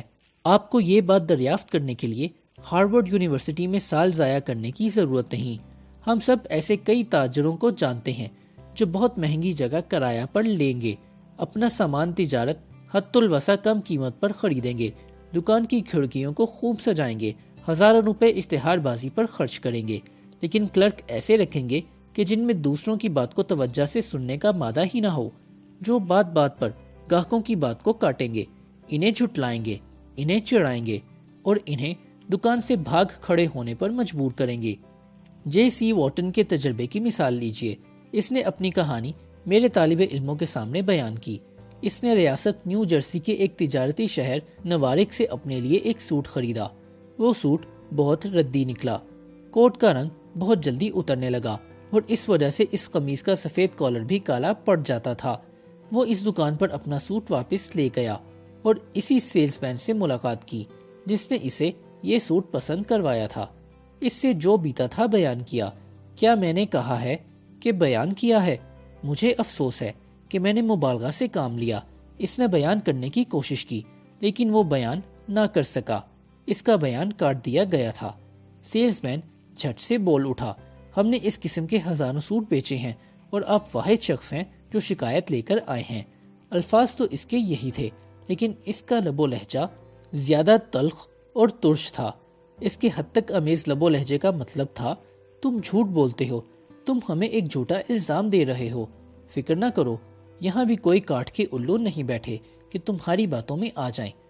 اس تکرار کے دوران ایک دوسرا سیلز مین آیا۔ اس نے کہا، تمام کالے سوٹوں کا رنگ پہلے پہل کچھ اتر جاتا ہے، اس کا ہمارے پاس کچھ علاج نہیں۔ پھر آپ کا سوٹ تو بہت معمولی اور کم قیمت کا ہے، رنگ اتر گیا تو باقی کیا رہ گیا؟ واٹن نے ہمیں بتایا، اس وقت تک میرا پارا بھی چڑھ چکا تھا۔ پہلے سیلز مین نے میری ایمانداری پر شک کیا، دوسرے نے میری یہ کہہ کر توہین کی کہ میں نے گھٹیا درجے کا سوٹ خریدا تھا۔ میں گرم ہو گیا، میں انہیں یہ کہنے ہی والا تھا، یہ رہا آپ کا سوٹ، اب سوٹ اور آپ جہنم میں جائیں۔ اتنے میں اتفاقاً دکان کا مینیجر آ گیا۔ وہ اپنے کام کا دھنی تھا۔ اس نے میرا رویہ یکسر بدل دیا۔ اس نے غصے سے بھرے ہوئے شخص کو ایک مطمئن گاہک میں بدل ڈالا۔ یہ اس نے کس طرح کیا؟ 3 باتوں سے۔ پہلی بات یہ کہ اس نے میری بات کو الف سے لے کر یہ تک بڑے غور سے سنا اور بیچ میں خود ایک لفظ نہ کہا۔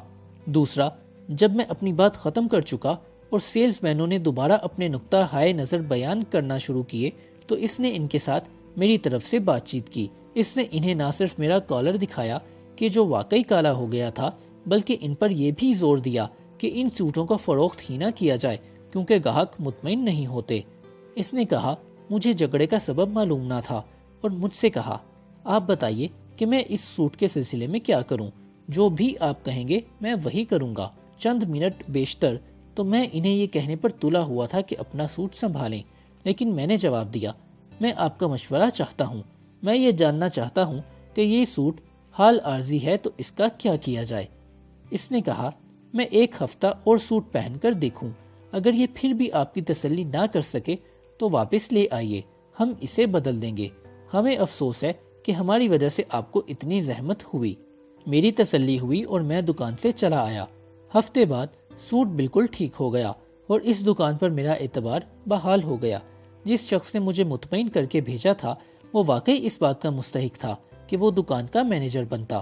جو سیلز مین میرے ساتھ بری طرح پیش آئے تھے وہ ساری عمر اس شخص کے ماتحت رہیں گے، بلکہ ہو سکتا ہے کہ وہ ترقی معکوس کریں اور دکان کے اس شعبے میں تبدیل کر دیے جائیں جہاں سوٹوں کو باندھا سنوارا جاتا ہے تاکہ وہ گاہکوں سے دور رہیں۔ اگر سننے والا بات صبر و سکون اور ہمدردی سے سنے تو بڑے سے بڑا ٹھوکر باز اور کڑے سے کڑا نکتہ چین بھی ڈھیلا اور نرم پڑ جاتا ہے۔ جب زہر بھرا نکتہ چین پھنیر سانپ کی طرح لہرا رہا ہو اور اپنے منہ سے زہر کے مرغولے اگل رہا ہو، اس وقت اس کی باتوں کو خاموشی سے سننے والا شخص اسے آخرکار رام کرے گا۔ مثال کے طور پر نیو یارک ٹیلی فون کمپنی کو معلوم ہوا کہ اسے ایک ایسے شرارتی گاہک سے نپٹنا ہے جس نے ہیلو گرل کو سخت سست کہا، لڑ جھگڑ کر فون کو جڑ سے اکھاڑ پھینکنے کی دھمکی دی۔ اس نے بعض افزانے ادا کرنے سے انکار کر دیا کیونکہ اس کے خیال میں وہ ناجائز تھے۔ اس نے اخباروں میں خط لکھے، اس نے پبلک سروس کمیشن کے نام بے شمار شکایات لکھیں اور کمپنی کے خلاف کئی مقدمے دائر کر دیے۔ آخرکار کمپنی نے اس طوفان بدتمیزی سے ملاقات کرنے کے لیے اپنا ایک بہترین مصیبت شکن بھیجا۔ کمپنی کا آدمی اس کی باتیں سن سن کر ہاں ہاں کرتا گیا اور اس کی شکایت سے گہری ہمدردی کا اظہار کرتا گیا۔ کمپنی کے آدمی نے میری جماعت کے سامنے یہ بیان دیا۔ وہ متواتر 3 گھنٹے تک بکواس کرتا گیا اور میں سنتا گیا۔ پھر میں تھک کر واپس آ گیا اور اس سے دوبارہ ملنے کا وعدہ کر آیا۔ میں اس سے 4 مرتبہ ملا۔ چوتھی ملاقات ہونے سے پہلے میں اس کی تنظیم کا ایک مستند رکن بن چکا تھا جو وہ بنا رہا تھا۔ میں نے اپنی تنظیم کا نام انجمن حفاظت حقوق رکھا۔ میں ابھی تک اس جماعت کا کارکن ہوں اور جہاں تک مجھے علم ہے اس کے صرف 2 رکن ہیں، ایک بھلا مانس وہ خود اور دوسرا میں۔ میں نے اس کی باتیں سنی اور ان ملاقاتوں کے دوران میں اس نے جتنی بھی شکایات پیش کی میں نے ان میں سے ہر ایک پر ہمدردی کا اظہار کیا۔ ٹیلی فون کمپنی کے کسی ملازم نے اس سے پہلے اس طرح اس سے بات چیت نہیں کی تھی۔ وہ بہت حد تک میرا دوست بن گیا۔ پہلی ملاقات میں تو میں نے اس سے اس بات کا ذکر تک نہ کیا جس کے لیے میں ملنے گیا تھا۔ اس کا تذکرہ دوسری اور تیسری ملاقات میں بھی نہ ہوا، لیکن چوتھی ملاقات پر میں نے سارا معاملہ بالکل طے کر لیا۔ اس سے اپنے بلوں کی پوری رقم وصول کی اور جب سے اس نے ٹیلی فون کمپنی کے خلاف کمیشن کو شکایات لکھنا شروع کی تھیں، اس وقت سے لے کر اب تک وہ مسلسل شکایات کا تومار باندھے جا رہا تھا۔ لیکن میری چوتھی ملاقات کے بعد اس نے سب کی سب شکایات واپس لے لیں۔ بلا شبہ وہ بزرگوار اپنے آپ کو لوگوں کے حقوق کی بے رحم پامالی کے خلاف لڑنے والا مجاہد سمجھتے تھے، لیکن حقیقت صرف اتنی تھی کہ وہ اپنے احساس برتری کی تسکین چاہتے تھے۔ پہل انہوں نے اس تسکین کو 2 لتیاں جھاڑنے اور شکایت بازی میں ڈھونڈا، لیکن جو ہی انہوں نے دیکھا کہ کمپنی کا ایک سرکردہ کارکن چل کر ان کے پاس آیا ہے تو ان کی بے بنیاد رنجشیں ہوا میں تحلیل ہو گئیں۔ کئی سال کا عرصہ ہوا کہ ایک روز صبح سویرے ایک ناراض گاہک ٹیمٹر وولن کمپنی کے بانی جولین آف ٹیٹمر کے دفتر میں آیا۔ یہ کمپنی بعد میں لباس سازی کی صنعت کو اونی کپڑا سپلائی کرنے والی دنیا کی سب سے بڑی کمپنی بن گئی۔ مسٹر ڈیٹمر نے مجھے بتایا اس گاہک کے ذمے ہمارے 60 روپے واجب الادا تھے، لیکن وہ صاف انکار کر گیا۔ ہمیں یقین تھا کہ وہ غلط بیانی کر رہا ہے، لہٰذا ہمارے قرضے وصول کرنے والے شعبے نے ادائیگی پر اصرار کیا۔ ہمارے اس شعبے نے اسے بے شمار خط لکھے۔ اس نے یہ تمام خطوط سنبھالے اور شکاگو آن پہنچا اور میرے دفتر میں مجھ سے کہنے لگا کہ وہ صرف ہمارے بل ادا نہیں کرے گا بلکہ ہماری کمپنی سے آئندہ ایک پائی کا سامان نہیں خریدے گا۔ میں نے اس کی تمام باتیں بڑے صبر تحمل سے سنی۔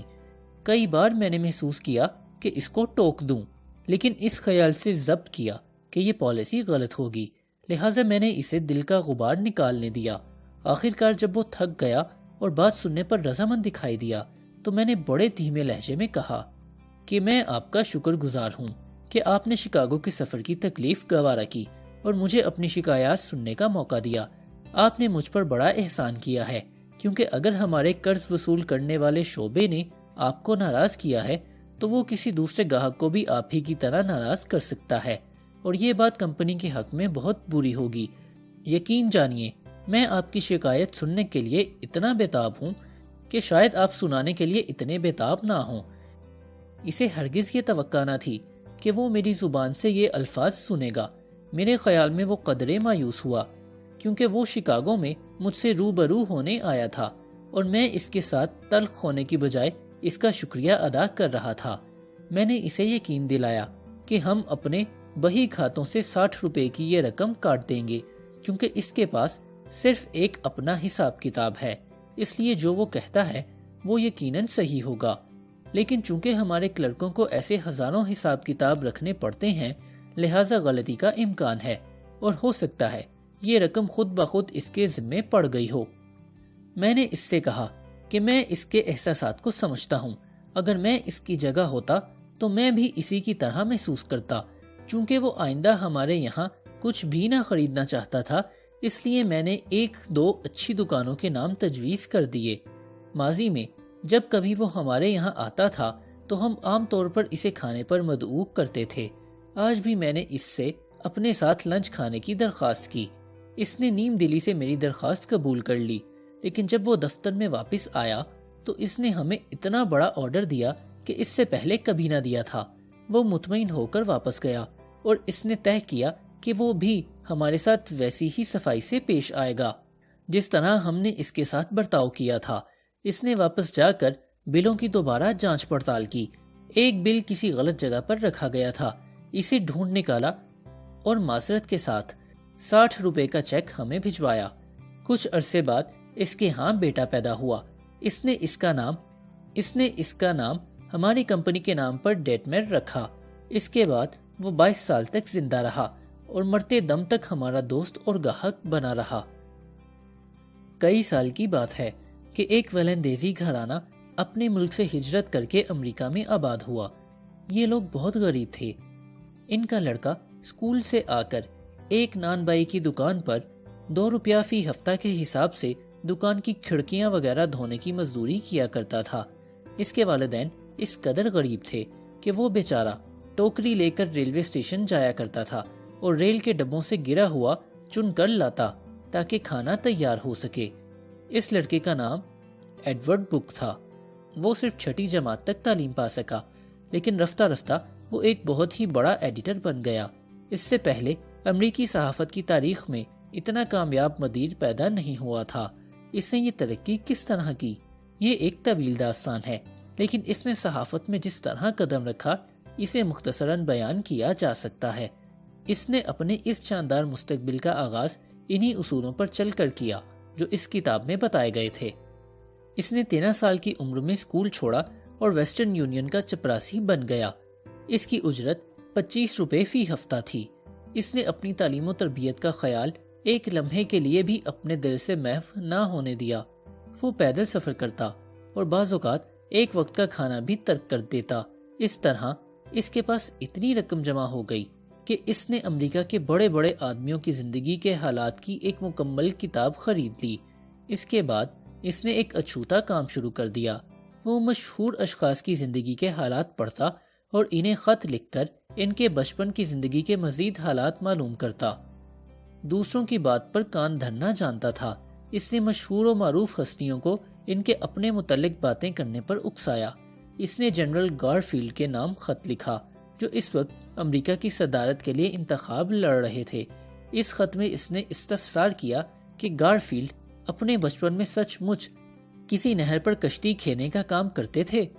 گارفیلڈ نے اس کے خط کا باقاعدہ جواب دیا۔ اس نے جنرل گرانٹ سے ایک لڑائی کا پوچھا اور جنرل گرانٹ نے اسے جنگ کا نقشہ کھینچ کر دیا اور اس 14 سالہ لڑکے کو ڈنر پر بلایا اور ایک پوری شام اس کے ساتھ بات چیت میں گزاری۔ اس نے ایمرسن کے نام خط لکھا اور اسے اپنے متعلق گفتگو کرنے پر ابھارا۔ اس طرح یہ ادنا سا لڑکا تھوڑے ہی عرصے میں ہماری قوم کے بڑے بڑے افراد کے ساتھ بات چیت کرنے لگا۔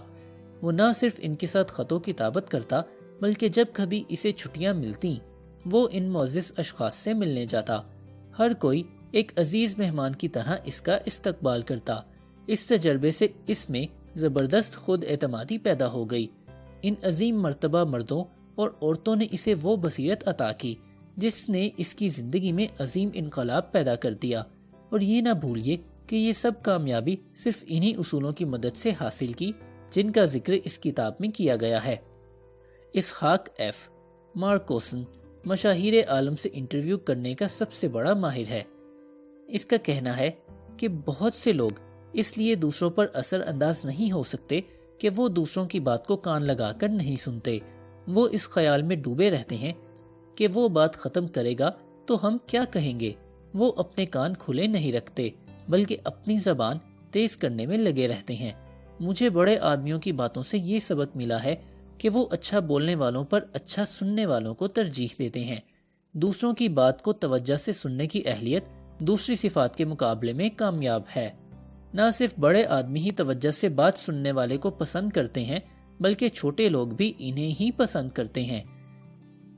ایک مرتبہ رسالہ ریڈرز ڈائجسٹ میں کسی نے لکھا تھا، بہت سے لوگ کسی ڈاکٹر کو بلا بھیجتے ہیں، حالانکہ انہیں صرف ایسے شخص کی ضرورت ہوتی ہے جو ان کے من کی بات دل لگا کر سنے۔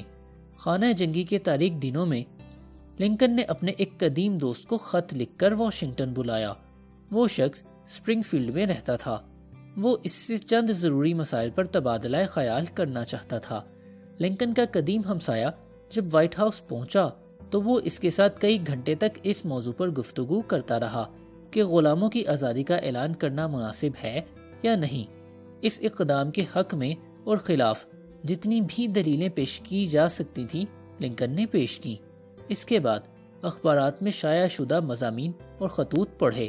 ان میں سے بعض میں اسے اس لیے کوسا گیا تھا کہ وہ غلاموں کو کیوں آزاد کر رہا ہے، اور بعض میں اس لیے کہ وہ غلاموں کی عام آزادی کا قدم اٹھاتے ہوئے ہچکچاتا کیوں ہے۔ اس کے ساتھ کئی گھنٹے گفتگو کرنے کے بعد لنکن نے اپنے اس پرانے دوست سے مصافحہ کیا، اسے شب بخیر کہا اور اس کی رائے پوچھے بغیر اسے واپس بھیج دیا۔ اس اثنا میں صرف لنکن ہی بولتا رہا۔ اس طرح اس کا ذہن صاف ہو گیا۔ اس کے قدیم دوست نے بتایا، اس گفتگو کے بعد لنکن مطمئن اور پرسکون نظر آتا تھا۔ لنکن کو مشورے کی ضرورت نہ تھی، اسے صرف ایک ایسے شخص کی حاجت تھی جس کے سامنے وہ اپنے دل کا غبار نکال سکے اور جو اس کی باتوں کو نہایت ہمدردی اور دوستانہ انداز سے سنتا جائے، اور یہی کچھ ہم سب چاہا کرتے ہیں جب ہم کسی مصیبت میں پھنس گئے ہوں، اور یہی کچھ ناراض گاہک، غیر مطمئن ملازمین اور روٹھے ہوئے دوست چاہا کرتے ہیں۔ اگر آپ جاننا چاہتے ہیں کہ لوگ کس طرح آپ سے دور بھاگیں اور آپ کی پیٹھ پیچھے آپ پر کہے لگائیں اور آپ سے سخت نفرت کریں، تو نسخہ یہ ہے: کسی کی زیادہ دیر تک بات نہ سنیے، اپنی ہی سناتے جائیے۔ جب کوئی دوسرا شخص بول رہا ہو اور آپ کے ذہن میں کوئی نیا خیال ابھرے تو اس کی بات ختم ہونے کا انتظار نہ کیجیے، وہ آپ جیسا عقل مند نہیں۔ اس کی فضول بکواس کو سننے میں آپ اپنا وقت ضائع کیوں کریں؟ فوراً بیچ میں ہی برس پڑیے اور اسے اپنی بات پوری نہ کرنے دیجیے۔ کیا اس نسخے پر عمل کرنے والوں سے آپ کا پالا پڑا ہے؟ بدقسمتی سے مجھے ایسے کئی لوگوں سے واسطہ پڑا ہے، اور حیرانی کی بات یہ ہے کہ ان میں سے اکثر اخلاق کا پرچار کرنے والے تھے۔ ایسے لوگ محض اکتاہٹ پھیلاتے ہیں۔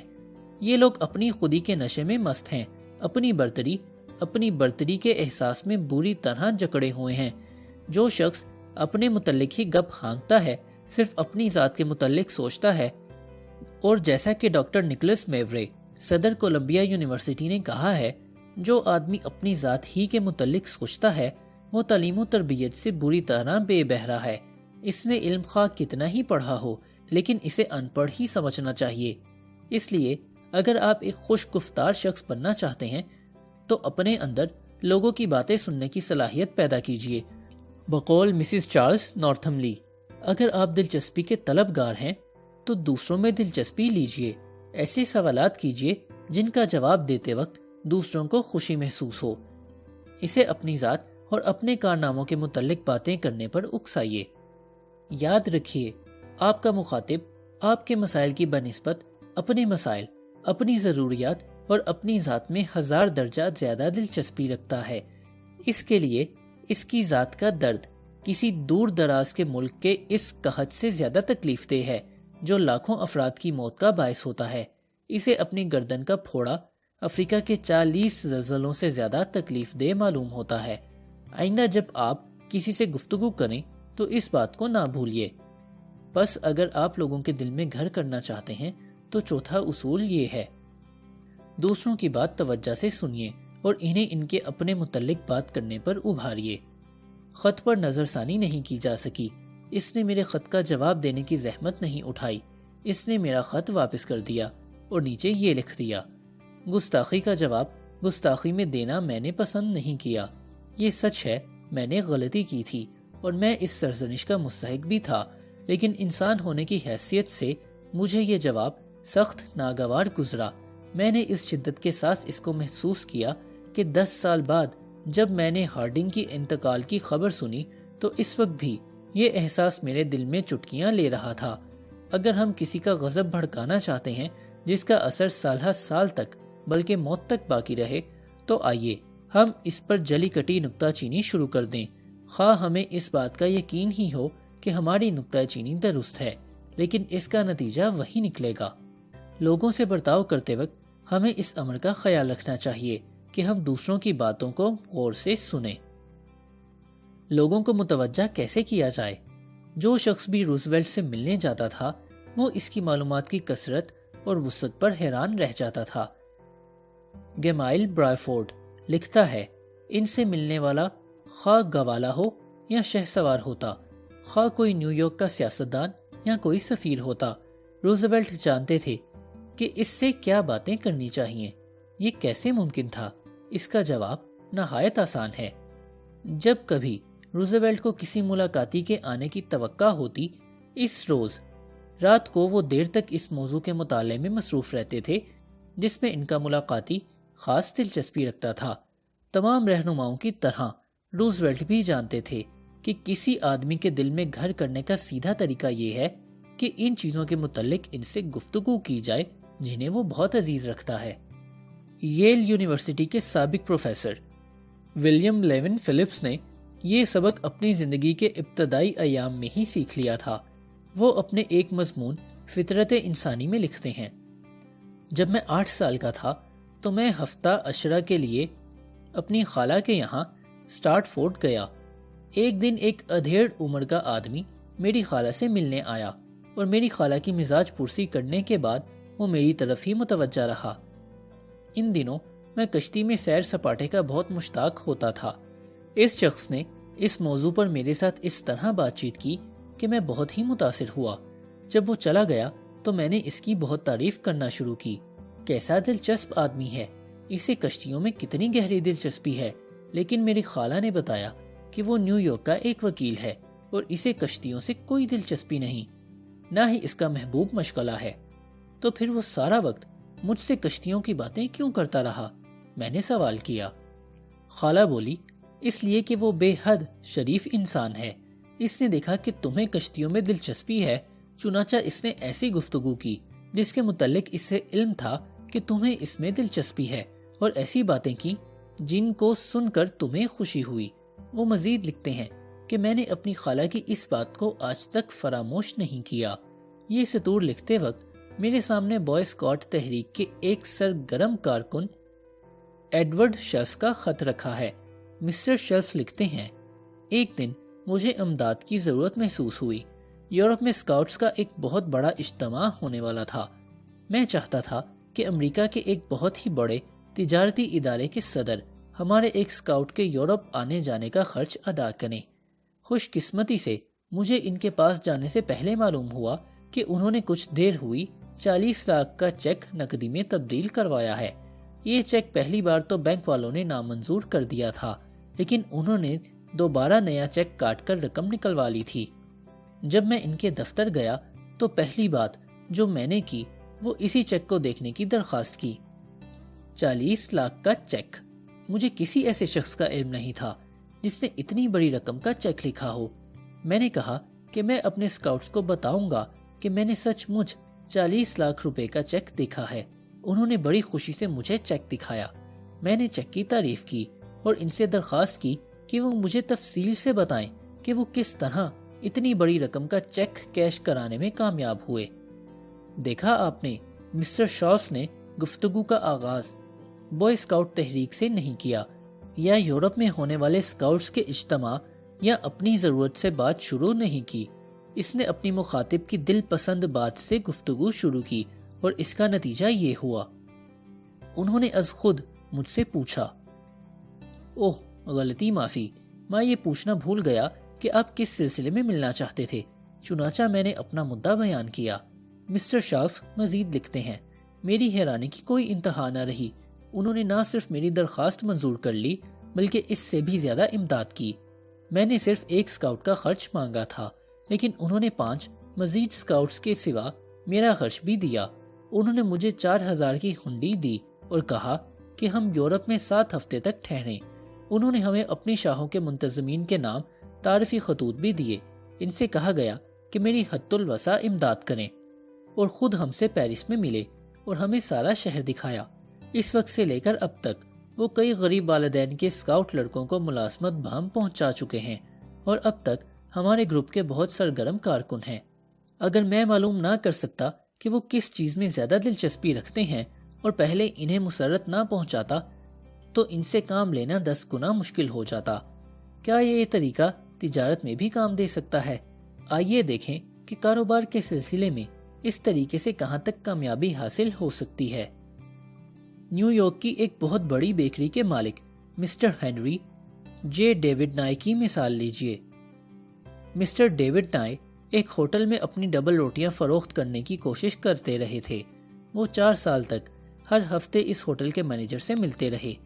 وہ ایسے تفریحی اجتماعوں میں شریک ہوتے جن میں وہ مینیجر شرکت کیا کرتا تھا، یہاں تک کہ انہوں نے اسی ہوٹل میں کمرے کرائے پر لے لیے اور وہیں رہنے لگے تاکہ کسی طرح ان کا کام بن جائے، لیکن پھر بھی وہ اپنے مقصد میں کامیاب نہ ہو سکے۔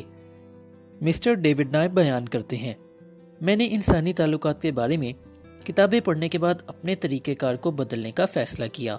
میں نے یہ معلوم کرنے کی کوشش کی کہ ہوٹل کے مینیجر کو کس چیز میں زیادہ دلچسپی ہے اور کون سی چیز اس کے دل میں ہلچل پیدا کر سکتی ہے۔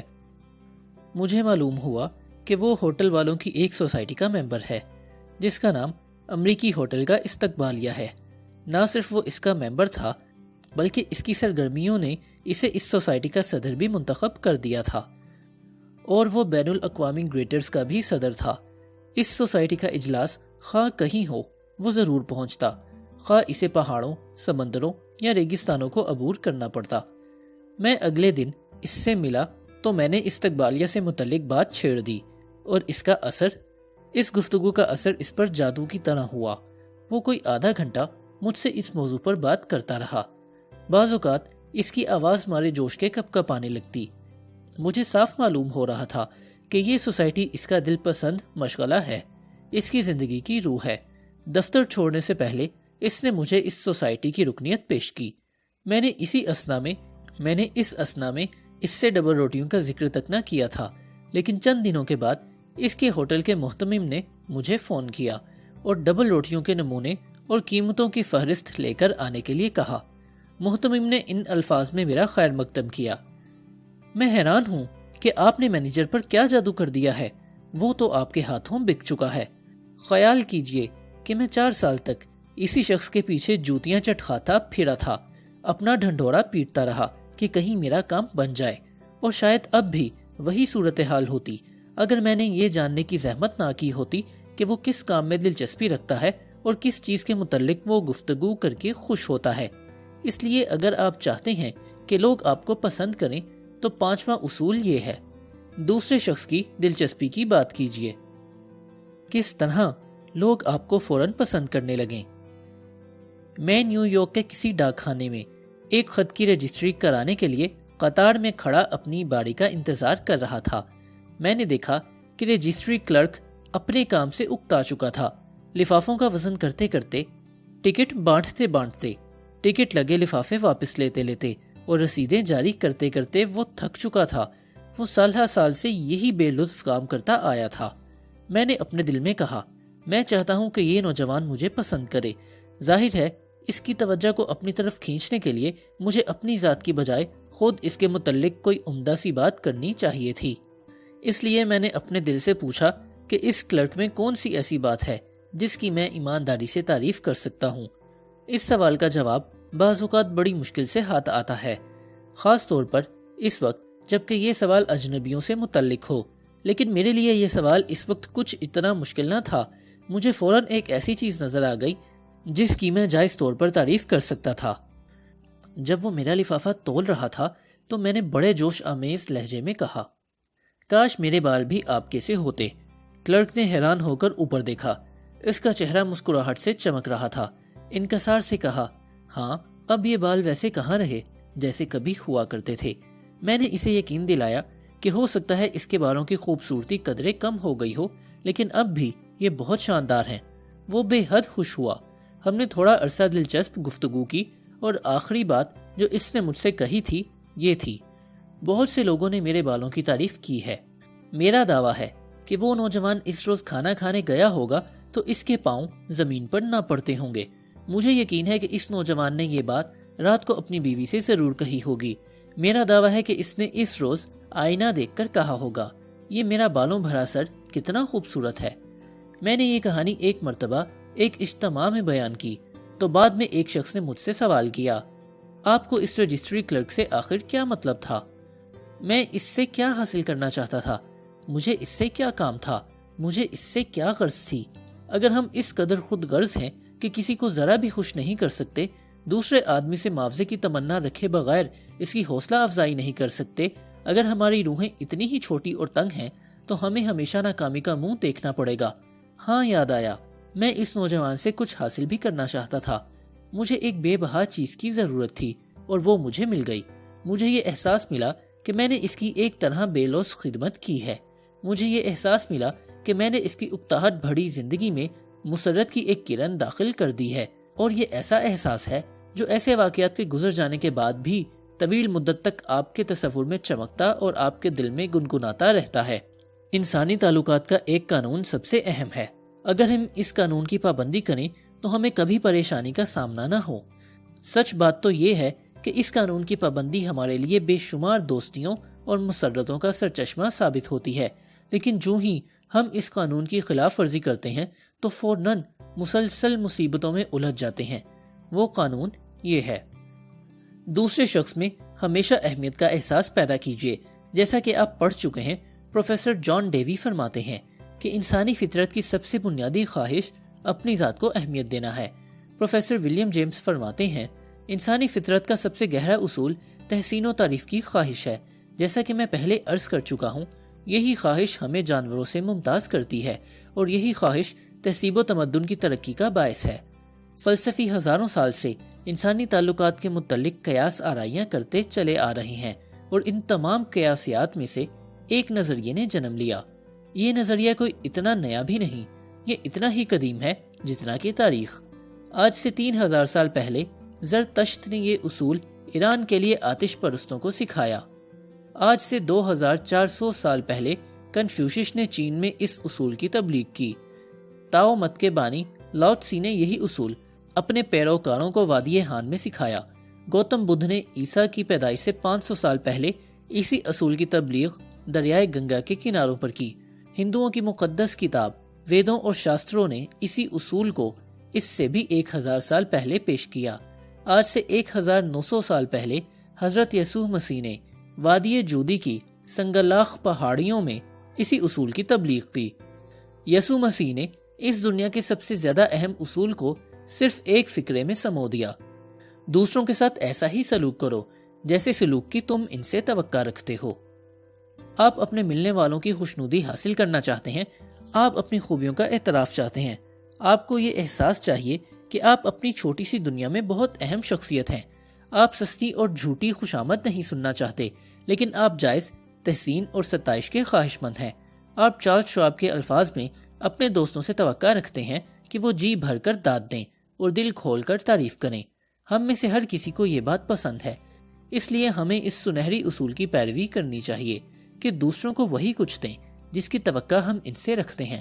لیکن کب، کیسے اور کہاں؟ جواب ہے ہر وقت اور ہر جگہ۔ مثال کے طور پر میں نے ریڈیو اسٹیشن میں متعلقہ کلرک سے ہینری سودن کے دفتر کا نمبر پوچھا۔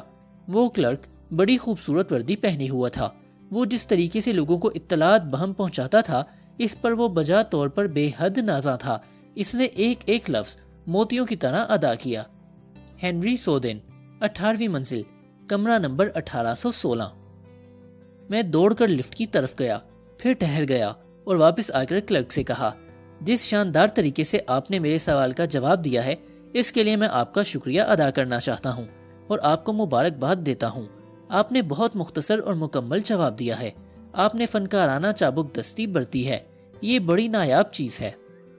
مارے خوشی کے پھولے نہ سماتے ہوئے اس نے مجھے بتایا کہ اس نے ٹھہر ٹھہر کر کیوں بات کی اور ہر جملے کو اس اچھوتے طریقے سے کیوں ادا کیا۔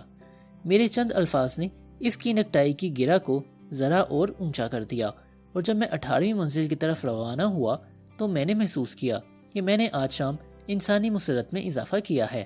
آپ کو دوسروں کی قدردانی کرنے کے لیے اس وقت تک انتظار کرنے کی ضرورت نہیں۔ جب تک آپ کسی ملک کے سفیر نہیں بن جاتے یا آپ کسی خیر سگالی وفد کے رہنما نہیں بن جاتے، آپ فلسفہ قدر شناسی کی بدولت ہر روز جادو جگا سکتے ہیں، دوسروں کی مسرت میں اضافہ کر کے اپنی مسرت بڑھا سکتے ہیں۔ مثال کے طور پر اگر ہوٹل کا بیرا ہمارے آرڈر کے مطابق تلے ہوئے آلووں کی جگہ آلووں کا بھرتا اٹھا لائے تو ہمیں کہنا چاہیے تکلیف معاف، میں تلے ہوئے آلو پسند کرتا ہوں۔ وہ جواب دے گا تکلیف کی کوئی بات نہیں، اور خوشی خوشی سے آپ کے حکم کی تعمیل کرے گا کیونکہ آپ نے اس کی عزت کی ہے۔ اس قسم کے چھوٹے چھوٹے فکرے جیسے تکلیف معاف یا براہ کرم، آپ کو تکلیف تو ہوگی، کیا آپ یا آپ کا بہت بہت شکریہ وغیرہ روزمرہ کی زندگی کی اکتا دینے والی مشین کے دندانوں کے لیے تیل کا کام کرتے ہیں، اور یہ فکرے اچھی تعلیم و تربیت کے امتیازی نشان بھی ہیں۔ ایک اور مثال لیجئے، کیا آپ نے ہال کین کا کوئی ناول پڑھا ہے؟ لاکھوں کروڑوں افراد اس کے ناول پڑھتے ہیں۔ وہ ایک لوہار کا لڑکا تھا، صرف مڈل تک تعلیم حاصل کر سکا تھا، لیکن جب وہ مرا تو دنیا کا سب سے زیادہ دولت مند ادیب تھا۔ بیان کیا جاتا ہے کہ ہال کین کو شاعری میں سونیٹ اور بیلے دو اصناف بہت زیادہ پسند تھیں، اس لیے وہ دانتے گیبرائیل روزیٹی کی شاعری کا حافظ تھا۔ اس نے روزیٹی کی فنی خوبیوں کے بارے میں ایک تعریفی مقالہ بھی لکھا اور اس کی ایک نقل روزیٹی کو بھی بھیجی۔ روزیٹی بہت خوش ہوا۔ روزیٹی نے شاید اپنے من میں کہا ہوگا، جو نوجوان میری قابلیت کے بارے میں اتنی بلند رائے رکھتا ہے وہ یقیناً بہت ذہین ہوگا۔ روزیٹی نے اس لوہار زادے کو لندن بل بھیجا اور اسے اپنا سیکریٹری مقرر کر لیا۔ ہال کین کی زندگی میں یہ واقعہ سنگ میل کی حیثیت رکھتا ہے۔ اسے اب اپنے عہد کے ادیبوں اور فنکاروں سے ملنے ملانے کا خوب موقع ملا۔ ان کے قیمتی مشوروں اور حوصلہ افزائی سے متاثر ہو کر اس نے لکھنا شروع کر دیا اور آسمان ادب پر ستارہ بن کر چمکا۔ اس کا گھر گریبا کاسل جزیرہ آدم میں واقع ہے، دنیا کے سیاحوں کے لیے زیارت گاہ بن گیا ہے۔ وہ 1 کروڑ روپے کا ورثہ چھوڑ کر مرا، لیکن یہ کون جانتا ہے کہ اگر اس نے اپنے پسندیدہ شاعر کی تعریف میں ایک مضمون نہ لکھا ہوتا تو شاید وہ غربت ہی کی موت مرتا۔ یہ بے پناہ طاقت سچی اور دلی قدردانی کی ہے۔ روزیٹی نے اس مقالے پر اپنے آپ کو ایک بڑی شخصیت متصور کیا۔ یہ کوئی عجیب بات نہیں، ہر شخص اپنے آپ کو بڑا بلکہ بہت ہی بڑا تصور کرتا ہے، اور یہی حال قوموں کا ہے۔ کیا آپ اپنے آپ کو جاپانیوں سے بدتر خیال کرتے ہیں؟ حقیقت یہ ہے کہ جاپانی اپنے آپ کو آپ سے کہیں زیادہ بہتر سمجھتے ہیں۔ مثال کے طور پر اگر کوئی قدامت پسند جاپانی کسی جاپانی خاتون کو کسی گورے آدمی کے ساتھ رقص کرتے ہوئے دیکھے تو آگ بگولا ہو جاتا ہے۔ کیا آپ اپنے آپ کو ہندوستان کے ہندوؤں سے افضل تصور کرتے ہیں؟ آپ کا فیصلہ شاید آپ کے حق میں ہوگا، لیکن لاکھوں ہندو اپنے آپ کو آپ سے اتنا افضل سمجھتے ہیں کہ وہ اس کھانے کو چھوئیں گے بھی نہیں جس پر اتفاق سے آپ کا ناپاک سایہ پڑ گیا ہے۔ کیا آپ اپنے آپ کو اسکیمو قوم سے اعلیٰ خیال کرتے ہیں؟ یہ بھی آپ کا اپنا خیال ہے، لیکن کیا آپ یہ جاننا چاہتے ہیں کہ اسکیمو آپ کے متعلق کیا نظریہ رکھتے ہیں؟ اسکیمو لوگوں نے اپنی قوم کے کام چور، آوارہ گرد اور بد اخلاق لوگوں کو گورے آدمی کا لقب دے رکھا ہے۔ یہ ان کے یہاں کی سب سے بری گالی ہے۔ ہر قوم اپنے آپ کو دوسری اقوام سے بدتر اور اعلیٰ تصور کرتی ہے۔ یہی احساس حب الوطنی اور لڑائی جھگڑوں کو بھی جنم دیتا ہے۔ یہ ایک واضح حقیقت ہے کہ ہر وہ آدمی جس سے آپ ملتے ہیں اپنے آپ کو کسی نہ کسی طرح سے اپنے آپ کو بہتر خیال کرتا ہے، اور اس کے دل میں گھر کرنے کا یقینی طریقہ بھی یہی ہے کہ اسے بڑی احتیاط سے یہ محسوس کرایا جائے کہ آپ اس کو اس کی جگہ پر بڑی اہم شخصیت مانتے ہیں اور دل سے مانتے ہیں۔ ایمرسن کا قول یاد رکھیے، جس آدمی سے میں ملتا ہوں وہ کسی نہ کسی طرح مجھ سے افضل ہوتا ہے، اور اس طرح میں اس کی شخصیت کو سمجھنے کے قابل ہو جاتا ہوں۔ کتنی کربناک بات ہے، جن لوگوں کے پاس اپنی بڑائی جتانے کے لیے کوئی بات نہیں ہوتی، وہ اپنی نااہلی کے احساس کو ظاہری شور و غوغا اور لاف زنی کے ذریعے چھپاتے پھرتے ہیں۔ ان کی یہ حرکت نہایت بیہودہ اور ناقابل برداشت ہوتی ہے۔ جیسا کہ شیکسپیئر نے کہا ہے، آدمی ادنا سے اختیارات کا مالک ہو کر آسمان تلے عجیب و غریب چالیں چلتا ہے کہ فرشتوں کو بھی رونا آتا ہے۔ میرے تاجر پیشہ شاگردوں نے جس طرح قدر شناسی کے اصول پر کامیابی سے عمل کیا ہے، اس کے متعلق آپ کو 3 کہانیاں سناؤں گا۔ سب سے پہلے ہم کنیٹیکٹ کے ایک جج کی مثال لیں گے۔ میری جماعت میں داخلہ لینے کے فوراً بعد وہ اپنی بیگم کے ساتھ اس کی چند رشتہ داروں سے ملنے موٹر کے ذریعے لانگ آئلینڈ تشریف لائے۔ ان کی بیگم انہیں اپنی ایک بوڑھی چچی کے ساتھ باتیں کرتے چھوڑ کر اپنے نوجوان رشتہ داروں سے ملنے چلی گئیں۔ چونکہ انہیں جماعت میں صحیح قدردانی اور تحسین و تعریف کے اصولوں پر عمل کرنے کے تجربات پر تقریر کرنی تھی، اس لیے انہوں نے سوچا چلو اس بوڑھی عورت سے پہل کرتے ہیں۔ انہوں نے گھر کے اندر باہر غور سے نظر ڈالی تاکہ وہ کوئی ایسی چیز دیکھیں جس کی وہ ایمانداری سے تعریف کر سکیں۔ انہوں نے کہا یہ گھر تقریباً 1890 میں تعمیر ہوا تھا، ایسا ہی ہے نا؟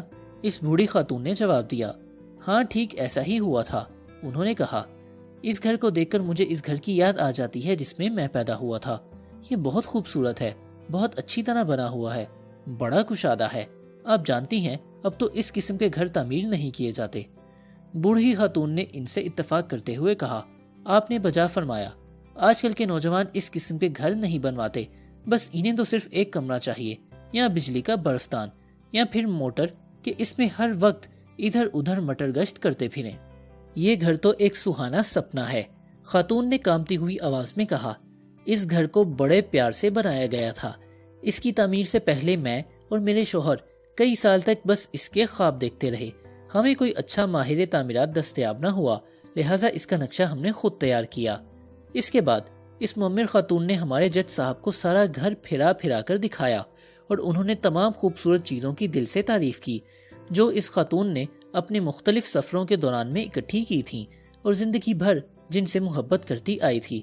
مثالی دوشالے، قدیم انگریزی ٹی سیٹ، چینی کے برتن، فرانسیسی بستر اور کرسیاں، اطالوی مصوری کے بہترین نمونے اور ریشم کے پردے جو کبھی فرانس کی جاگیردار اپنی حویلیوں میں لٹکایا کرتے تھے۔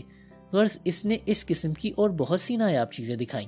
جج صاحب نے کہا، گھر دکھانے کے بعد وہ مجھے اپنے گیراج میں لے گئی جہاں ایک پیکارڈ کار کو بھاری بھاری پتھروں پر زمین کی سطح سے اونچا کر کے رکھا ہوا تھا۔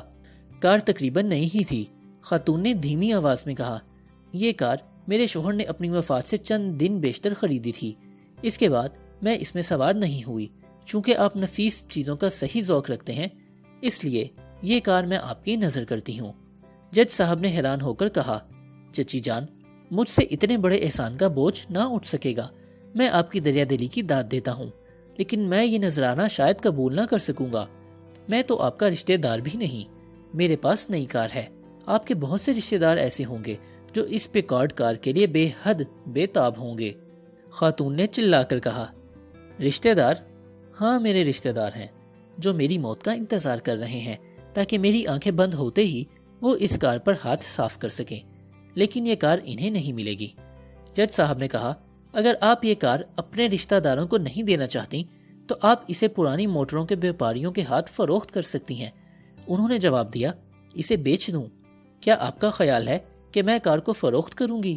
کیا آپ سمجھتے ہیں کہ میں یہ دیکھنا گوارا کر لوں گی کہ اجنبی لوگ اس پر سوار ہو کر اسے بازاروں میں ادھر ادھر لیے پھریں؟ اس کار میں دوسرے سوار ہوں گے جسے میرے شوہر نے میرے لیے خریدا۔ میں اسے فروخت کرنے کا خیال تک اپنے پاس نہیں پھٹکنے دوں گی۔ میں یہ کار آپ کو دے رہی ہوں۔ آپ خوبصورت چیزوں کا ذوق رکھتے ہیں، ان کی قدر سے واقف ہیں۔ جج صاحب نے بڑی کوشش کی کہ وہ کسی نہ کسی طرح سے اس کار کو لینے سے انکار کر سکیں، لیکن وہ ایسا کرتے تو اس بزرگ خاتون کے جذبات کو ٹھیس پہنچتی۔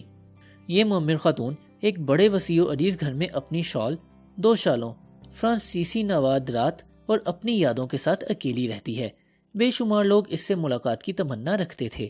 اس نے اپنا گھر بڑی چاہ سے بنوایا تھا اور اسے یورپ سے نوادرات لا کر مزین کیا تھا، لیکن اب اپنے بڑھاپے کی تنہائی میں وہ ذرا ذرا اسی انسانی ہمدردی کو اور پرخلوص قدر شناسی کو ترستی تھی۔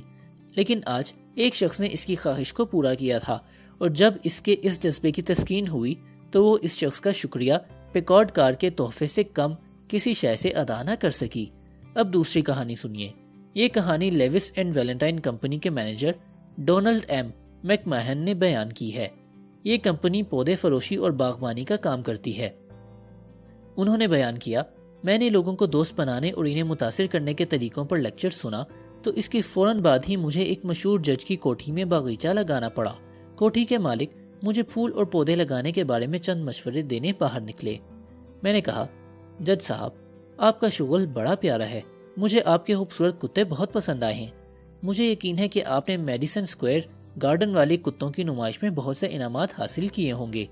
میری اس ذرا سی تعریف کا اثر نہایت گہرا پڑا۔ جج صاحب جواب دیا، ہاں میں اپنے کتوں کے ساتھ اپنا دل بہلاتا ہوں، کیا آپ میرا کتا خانہ دیکھنا پسند کریں گے؟ انہوں نے تقریباً 1 گھنٹے تک مجھے اپنے کتوں اور کتوں کے جیتے ہوئے انعامات دکھائے۔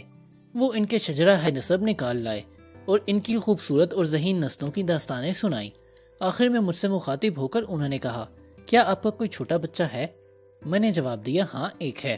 جج صاحب نے کہا، وہ کتا پالنا پسند کرے گا؟ میں نے کہا، کیوں نہیں، وہ بے حد خوش ہوگا۔ جج صاحب نے کہا، بہت بہتر، تو میں ایک پلہ اسے دوں گا۔ اس کے بعد انہوں نے مجھے بتانا شروع کر دیا کہ اس پلے کو کیا کیا کھلانا پڑے گا۔ پھر وہ ذرا رکے اور کہا، شاید آپ بھول جائیں، میں لکھ دیتا ہوں۔ اس کے بعد وہ اندر گئے، کتے کی نسل اور اس کی ہدایات ٹائپ کی اور مجھے 400 روپے کی قیمت کا ایک پلہ دیا۔ انہوں نے یہ پلہ اور اپنے قیمتی وقت کا 1.25 گھنٹہ مجھے محض اس لیے عنایت کیا کہ میں نے ان کے شغل اور ان میں ان کی کامیابی پر اپنی دلی تحسین پیش کی تھی۔ کوڈیک کے شہرت یافتہ جارج ایسٹمین نے ایسی فلم تیار کی جس کی بدولت آج کل سینماؤں میں فلمیں دکھائی جاتی ہیں۔ انہوں نے اپنی اس ایجاد کے طفیل 40 کروڑ روپے اکٹھے کیے اور دنیا بھر کے مشہور تاجر بن گئے۔ اسی عظیم کارنامے اور اتنی شہرت کے باوجود وہ آپ کی اور میری طرح اپنی قدر شناسی اور تعریف و تحسین کی خواہش رکھتے تھے۔ مثال کے طور پر کئی سال ہوئے ایسٹ مین صاحب اپنی والدہ کی یادگار کے طور پر مدرسہ موسیقی اور ایک تھیٹر ہال تعمیر کرا رہے تھے۔ مسٹر جیم ایڈمسن ان عمارات کے لیے نشستوں کا ٹھیکہ لینا چاہتے تھے۔ انہوں نے مہمان کو ٹیلی فون کیا اور راچسٹر میں جا کر مسٹر ایسٹ مین سے ملاقات کرنے کا وقت ٹھہرا لیا۔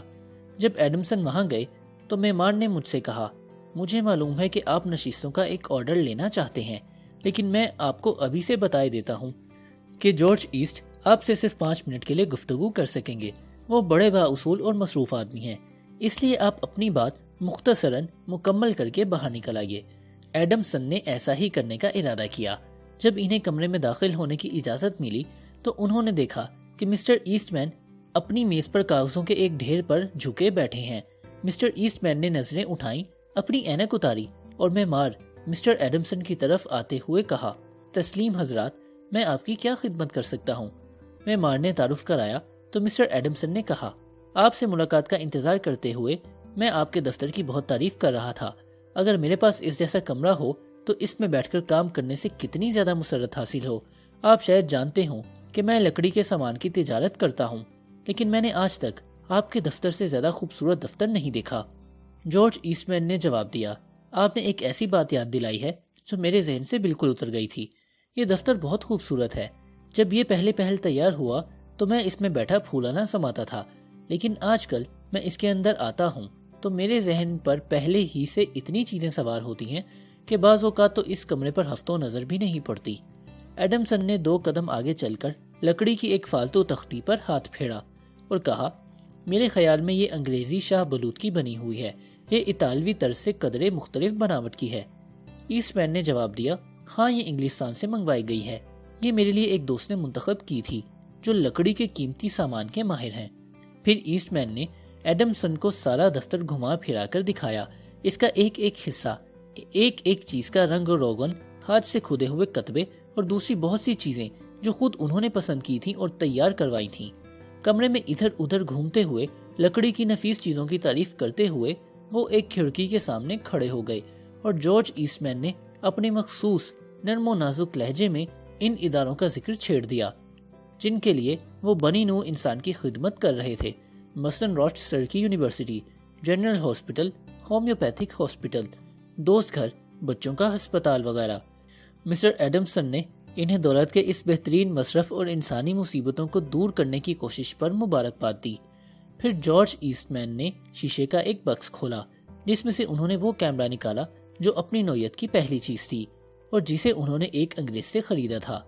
اس کے بعد ایڈمسن نے جارج ایسٹ مین سے ان کی ابتدائی زندگی اور کاروبار کے بارے میں پوچھا۔ انہوں نے نہایت درد بھرے لہجے میں اپنے بچپن کے افلاس کی باتیں کی اور بتایا کہ ان کی بیوہ والدہ ایک بورڈنگ ہاؤس میں کام کیا کرتی تھیں اور وہ خود ایک بیمہ کمپنی میں 2 روپے روز پر کلرکی کیا کرتے تھے۔ انہیں دن رات ہر وقت غربت کا غم گھن کی طرح کھائے جاتا تھا۔ آخر انہوں نے فیصلہ کیا کہ وہ کم از کم اتنا روپیہ ضرور کمائیں گے کہ ان کی والدہ کو بورڈنگ ہاؤس سے نجات ملے اور وہ عمر کے چند دن آرام کی زندگی بسر کر سکیں۔ مسٹر ایڈمسن اسی طرح ان سے سوالات کرتے رہے، اور جب ایسٹ مین فوٹوگرافی کی خشک پلیٹوں سے متعلق اپنے تجربات بیان کر رہے تھے تو وہ بڑے انہماک سے ان کی باتیں سنتے رہے۔ ایسٹ مین نے بتایا کہ وہ کس طرح ایک دفتر میں سارا دن کام کرتے رہتے ہیں، اور کس طرح بعض اوقات رات بھر تجربے کرتے رہتے تھے، اور کیمیائی چیزوں سے نتائج مرتب ہونے کے دوران میں وہ کس طرح کبھی کبھی اونگ لیا کرتے تھے، اور کس طرح بعض اوقات وہ 3 دن تک اتنے مصروف رہا کرتے تھے کہ کپڑے صاف کرنے اور بدلنے تک کی فرصت نہ ملتی تھی۔ مسٹر ایڈمسن کو ایسٹ مین کے دفتر میں 10:15 بجے بلایا گیا تھا۔ انہیں تنبیہ کی گئی تھی کہ وہ 5 منٹ سے زیادہ وقت نہ لیں، لیکن 1 گھنٹہ گزر گیا، 2 گھنٹے گزر گئے، لیکن وہ ابھی تک باتیں کر رہے تھے۔ بالآخر جارج ایسٹ مین نے ایڈمسن سے مخاطب ہو کر کہا، پچھلے دنوں میں جاپان گیا تو میں نے چند کرسیاں خریدیں اور انہیں گھر لے آیا۔ ان کرسیوں کو میں نے دھوپ میں بیٹھنے کے لیے برآمدے میں رکھ دیا۔ دھوپ کے باعث ان کا رنگ کچھ پیلا سا پڑ گیا۔ ایک دن میں بازار گیا، روغن خریدا اور گھر آ کر خود ان کرسیوں کو روغن کیا۔ کیا آپ ملاحظہ فرمائیں گے کہ میں کرسیوں پر روغن کرنے میں کہاں تک کامیاب ہوا ہوں؟ کیا ہی اچھا ہو کہ آپ آج دوپہر کا کھانا میرے ساتھ تناول فرمائیں، میں آپ کو وہ کرسیاں دکھاؤں گا۔ دوپہر کا کھانا کھا چکے تو مسٹر ایسٹ مین نے ایڈمسن کو وہ کرسیاں دکھائیں جو وہ جاپان سے لائے تھے۔ ان میں سے ہر ایک کرسی کی قیمت 6 روپے سے زائد نہ ہوگی، لیکن ایسٹ مین جو تجارت میں 40 کروڑ روپے کما چکے تھے ان کرسیوں پر بہت ناز کرتے تھے، کیونکہ انہوں نے اپنے ہاتھ سے انہیں روغن کیا تھا۔ مسٹر ایسٹ مین کی زیر تعمیر عمارتوں میں نشستوں کے لیے 3.5 لاکھ روپے کا ٹھیکہ تھا۔ آپ کے خیال میں یہ ٹھیکہ کسے ملا؟ ظاہر ہے ایڈمسن کو۔ اس کے بعد ایسٹ مین آخری دم تک ایڈمسن کے قریبی دوست رہے۔ اب سوال یہ ہے کہ آپ اور میں اس جادوئی اثر کی اصول کی آزمائش کہاں کریں؟ اپنے گھر ہی سے ابتدا کیوں نہ کی جائے؟ میرے خیال میں گھر کے علاوہ کوئی ایسی جگہ نہیں جہاں اس اصول کو نظر انداز نہ کیا جاتا ہو اور جہاں اس کی اتنی ضرورت ہو۔ آپ کی بیوی میں کچھ تو خوبیاں ہوں گی، یا کم از کم کبھی تو تھیں، ورنہ آپ ان سے شادی نہ کرتے۔ لیکن آپ کو ان کی خوبیوں کو سراہے کتنا عرصہ گزرا ہے؟ کتنا عرصہ؟ ذرا سوچئے تو صحیح۔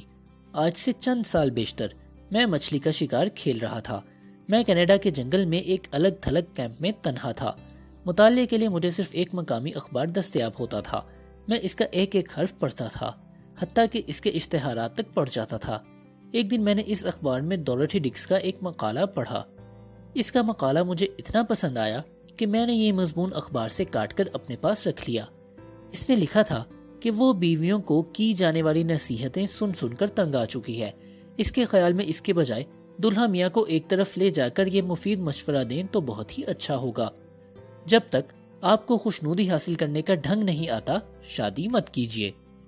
شادی سے پہلے عورت کی تعریف تو عام رجحان ہے، لیکن شادی کے بعد اس کی تعریف نہ صرف ایک ضرورت بلکہ ذاتی تحفظ بھی ہے۔ شادی میں سادگی اور صاف دلی کے لیے کوئی جگہ نہیں۔ یہ تو سیاسی اکھاڑا ہے۔ اگر آپ ہر روز عید اور ہر رات شب رات منانا چاہتے ہیں تو اپنی بیوی کے گھر بار سنبھالنے کے سلیقے کو مت ٹھکرائیے۔ اس کا اپنی والدہ کے انتظام سے مقابلہ نہ کیجیے، بلکہ اس کے برعکس اس کے سلیقے اور سگھڑاپے کی ہمیشہ تعریف کیجیے، اور اپنے آپ کو کھلے دل سے مبارکباد دیجیے کہ آپ کتنے خوش نصیب ہیں کہ آپ کو ایسی بیوی ملی ہے جو بیک وقت زہرا، سرسوتی اور میرین کی خوبیوں کا مجموعہ ہے۔ خواہ گوشت بے لذت اور روٹی جل کر کوئلہ ہو گئی ہو، آپ شکایت ہرگز نہ کیجیے۔ صرف اتنا کہیے کہ آج کا کھانا تمہارے روزانہ کا معیار کو نہیں چھو سکا۔ آپ دیکھیں گے کہ وہ آپ کے معیار پر پورا اترنے کی خاطر باورچی خانے کے چولہے پر اپنی بھینٹ چڑھانے سے بھی گریز نہیں کرے گی۔ لیکن یہ عمل ایک دم شروع نہ کیجیے۔ آپ جلد بازی کریں گے تو اسے شک ہو جائے گا۔ آج کی رات یا کل رات اس کے لیے کچھ پھول یا مٹھائی کا ڈبہ لائیے۔ صرف یہ کہہ کر نہ بیٹھے رہیے کہ مجھے ایسا کرنا چاہیے۔ ایسا کیجیے بھی۔ یہ نذرانہ ایک مسکراہٹ اور چند محبت بھرے الفاظ کے ساتھ پیش کیجیے۔ اگر زیادہ سے زیادہ مرد عورت اس اصول پر چلنا شروع کر دیں تو مجھے یقین ہے کہ آج کل کی طرح 16% شادیاں ناکام نہیں ہوں گی۔ کیا آپ جاننا چاہتے ہیں کہ کوئی عورت کیسے آپ کی محبت کا دھم بھرنے لگے؟ اس کا راز یہ ہے، اس میں کامیابی یقینی ہے۔ یہ کوئی میری ایجاد نہیں، میں نے اسے ڈوروتھی ڈکس سے سیکھا ہے۔ اس نے ایک مرتبہ ایک مشہور کثیر الازدواج شخص سے ملاقات کی۔ وہ 23 عورتوں کا دل اور ان کا مال و متاع جیت چکا تھا۔ جب اس نے عورتوں کو اپنے دام محبت میں گرفتار کرنے کا نسخہ اس سے دریافت کیا تو اس نے جواب دیا کہ یہ ہرگز کوئی چال نہیں، صرف اتنا کرنے کی ضرورت ہے کہ ہمیشہ عورت کے ساتھ اس کی ذات کے بارے میں گفتگو کی جائے، اور یہی طریقہ مردوں کے ساتھ کامیاب رہتا ہے۔ ڈسرائیلی سلطنت برطانیہ کے ایک مشہور و معروف وزیر اعظم کا قول ہے، کسی شخص سے اس کی ذات کے متعلق بات کیجیے اور وہ مسلسل گھنٹوں آپ کی بات سنتا جائے گا۔ اس لیے اگر آپ چاہتے ہیں کہ لوگ آپ کو پسند کریں تو چھٹا اصول ہے، دوسرے شخص کو اس کی اہمیت کا احساس دلائیے اور تہہ دل سے اس کی تعریف کیجیے۔ آپ اس کتاب کو کافی عرصہ سے پڑھ رہے ہوں گے، اب اسے بند کر دیجیے، مصمم ارادہ کر لیجیے اور اس فلسفے کو قریب ترین شخص پر آزمانا شروع کر دیجیے اور اس کا جادو دیکھیے۔ ادب سرائے۔